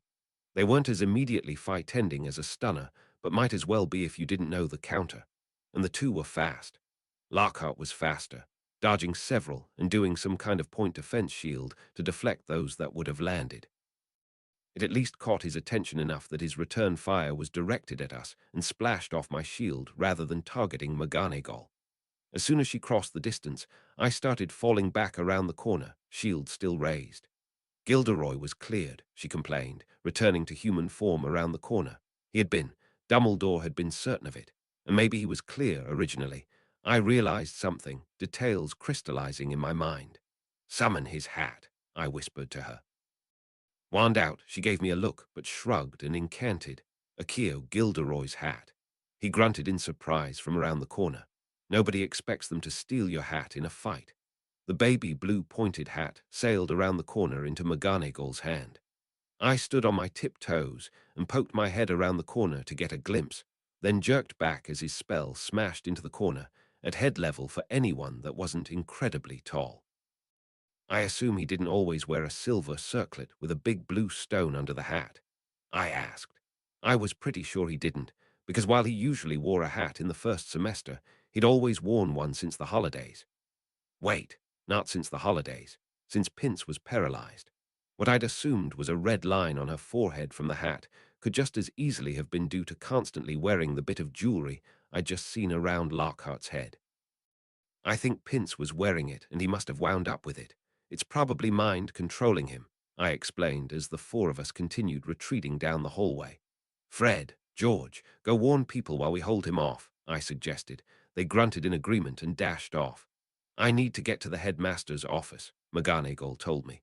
Unlike Albus, I can't control the wards from just anywhere, much less notify the auras without the flu.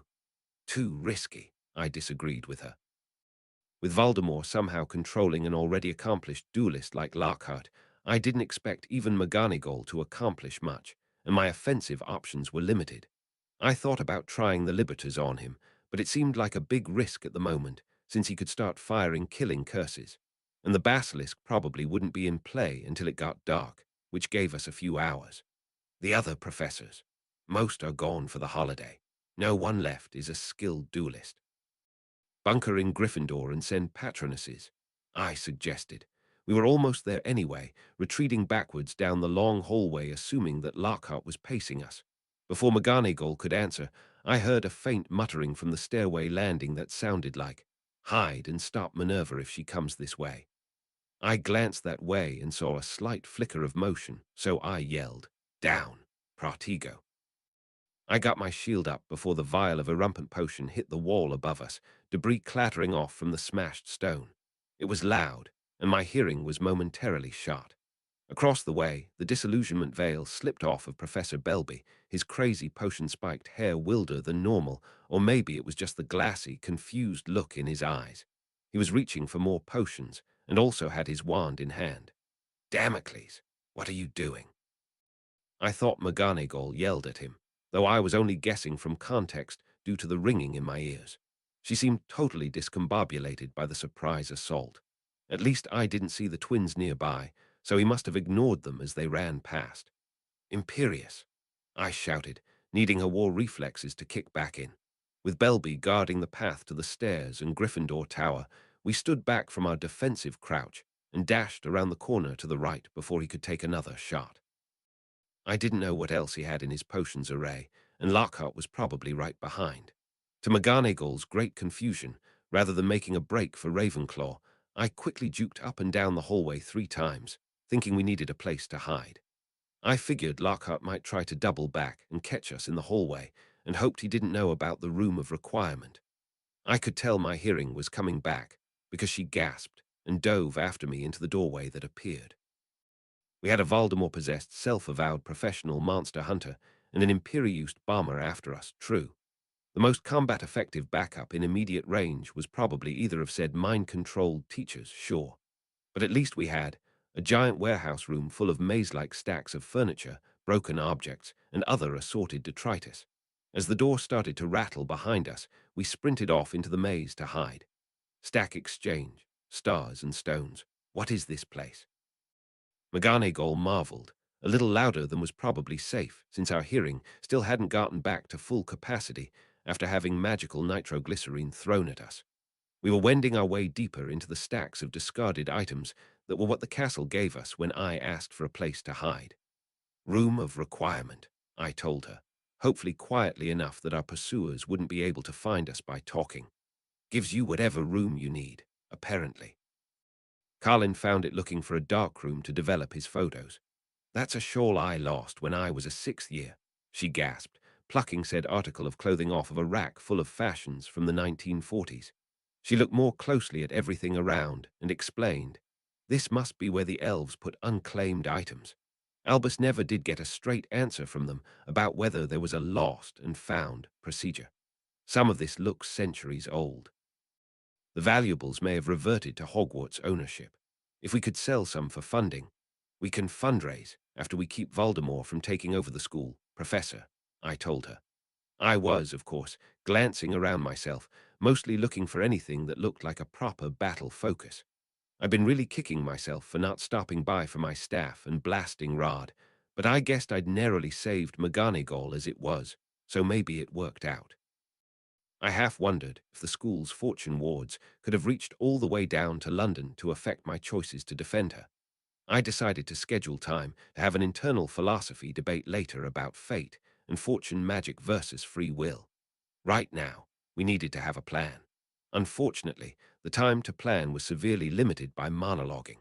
Voldemort, portrayed by Gilderoy Lockhart, shouted across the room, "So you've somehow found the room of hidden things, and thought that it would be unknown to me." He sounded petulant, maybe like he thought he was the only one that knew about the place. "I found out about it from a first-year man," I shouted, covering my mouth and trying to get my voice to reflect off of a different towering heap of objects. "How long did it take you to find it?" "Bombarder," he shouted, knocking over a mound of lost objects in the direction I'd pitched my voice. "I begin to see why you have earned a place as Voldemort's enemy, Dresden. Your mouth would put you against anyone." That was interesting. He was almost talking like he didn't have the memories of the shade I'd tangled with the previous year. "Hoss, we don't taunt you-know-who into a mad rage. It never works out well," McGonagall scolded me as we tried to quietly reposition through the room. Even though he'd missed, toppling the trash had probably cost us some pathways through. "But is that him?" I asked her quietly, stepping over a fallen broom that was so old it was unclear whether it was meant to fly or sweep. "He's talking like he's not actually the real one, and you would have been notified by the wards if the actual shade somehow possessed him. Plus, if I'm right about that tiara, he's been possessed since Pince got attacked." "It's a diadem, I think," she corrected absently, then had a thought. "I'd have to consult with Phileas, but perhaps Ravenclaw's lost diadem. It was said to expand the mind.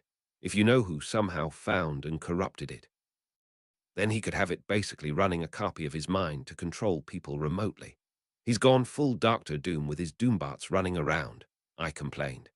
"I'm not familiar with that individual," she told me, clearly quashing the urge to have me clarify whether it was a real Muggle doctor she didn't know about or one of my media obsessions. Instead, she started transfiguring junk into vicious-looking wildcats and sending them to stalk through the stacks. "Good idea," I told her. "If you transform, you can slip in with them and get behind him. I'll draw his fire and you hex him in the back." "I can't let you risk yourself like that, Hoss," she tried to tell me, but it was too late. I was already around a stack from her, looking for a weapon. I still hadn't found anything obviously magical that looked like something I could use. I compromised on an old mop handle that the head had rotted off of. If I was lucky, they'd think I had a staff, and I could at least hit someone with it if I could get close enough. Moody had been insistent over the last few months of defense tutoring that if I was going to carry a staff, and rather that I should be at least minimally competent at hitting people with them. "So you're just a copy of the real Voldemort, huh?" I shouted, once I thought I was clear of the professor's area, carefully picking my way around a corridor of stacked desks that didn't look especially safe. "How does that work? You're just a more complicated Imperius programmed into Ravenclaw's diadem." "Far more than a copy, Dresden," the copy in question yelled back, sounding closer than I'd expected. "And the diadem is merely a trophy of my greatness. Useful, but hardly essential." I was beginning to really appreciate Voldemort's tendency to monologue, even in Doombot form. If years of reading comics taught me anything, it was that you learn so much from bad guys that want to prove how much smarter they are than you. Maybe I could convince him to put me in an easily escapable death trap if he got the upper hand. Cats! I heard him yell, then fire off a couple of spells. I repositioned a little further away from where he was coming from, stepping over a pile of lost homework, so old the writing was starting to fade off the parchment. If so, you should have gone with something a little more modern. Diadems don't exactly blend, even back in the 40s when you're from. And you have no sense of tradition, boy, he snarled, both annoyed at me and from the owls, still engaged in fighting off McGonagall's transfigured cats. I'm surprised you even use an actual staff, and rod wouldn't it blend better to use? I don't know, some muggle sporting equipment for the staff. Perhaps a drumstick for the rod. You could tell the muggles you're so keen on that you were in the Beatles. A little out of date, but it's interesting that you kept up with muggle entertainment into the 60s. Personally, I would have figured you for a Stones guy, though. I wondered about that and suggested, how do you feel about metal? Queensrÿche or Metallica seem like they'd be your speed. There are probably some good British ones, too, if you don't want to go American. I made a guess, but they'd be after your time, right? It is never after my time, the madman insisted, getting too close. I decided to shut up for a minute while I slipped gingerly through a collection of scuffed-up bedpans. A couple more cats slunk over the piles in his general direction. The theory that had popped into my head was that Dumbledore would have been looking for objects like the diadem being slipped into the school. The thing had to reek of dark magic. But what if it had already been here? Feeling like I'd opened some space, I finally asked, was the diadem just sitting in this room since you bombed your job interview in the 70s? Did poor Madame Pince just find it on her own, or did you get to her at her library convention? You're too sharp, Dresden. I'd have had to do away with you eventually, even were you not devoted to being an aggravation. To do you the favor of satisfying your curiosity, she was imperieused over the summer and given specific instructions to acquire a more permanent means of control. The voice sounded smug, and then suddenly Valdelockhart appeared at the end of the row I'd been walking down, which was mostly cabinets with miscellaneous junk like old busts stacked on top of them. You also talk too much. He gave me a mean smile, oddly terrifying in the dandy wizard's face that was always so debonair. With the snap in the closeness of the sound, I realized he'd been using magic to project his voice and lull me into a false sense of security. When the monologuing villain was accusing me of talking too much, I might have a problem. Nonetheless, I couldn't resist blowing him a raspberry as I dove behind a cabinet with an old wig lying atop it and an acid-scarred set of doors, barely dodging his barrage of spells. The piece of furniture practically exploded, a cage with a small, strange skeleton flying loose. Any time now, Professor, I thought to myself, wondering if I could get to an old marble bust to throw it at him. Where's Belby? I asked over the din. Hunting down the Weasley twins, he said. Like I need him to deal with you. I caught a flicker of one of the cats. He'd begun ignoring transforming behind him into a black-clad Scottish witch and lining up her shot, only for him to casually flicker, confrigo. Behind him, McGonagall having to fling herself backwards to avoid the curse that smashed the floor ahead of her. Either of you. You didn't think I'd figure out your trick with the cats, Minerva, he sneered. He turned to focus on the assistant headmistress, sparing me just enough mind to easily blast my thrown objects out of the air, turning the poor ancient wizard's marble head into so much powder. It at least kept him from going all out on McGonagall, who was quickly losing the duel regardless, but hadn't had to handle any unforgivables. Finally, with a dismissive flipendo, he caught her and sent her flying into a large cabinet at the end of the row, the doors clattering shut as she hit the back wall of the piece of furniture. Bombarder, he called, blowing up the base of the stack and causing it to topple tons of lost objects onto what might well be the professor's coffin. The fortune wards might not be able to do much if she slowly starved to death, pinned beneath so much furniture. I hadn't realized I'd stepped free of my limited cover to get a better look, until a negligently cast stunner caught me full in the face, and I blacked out.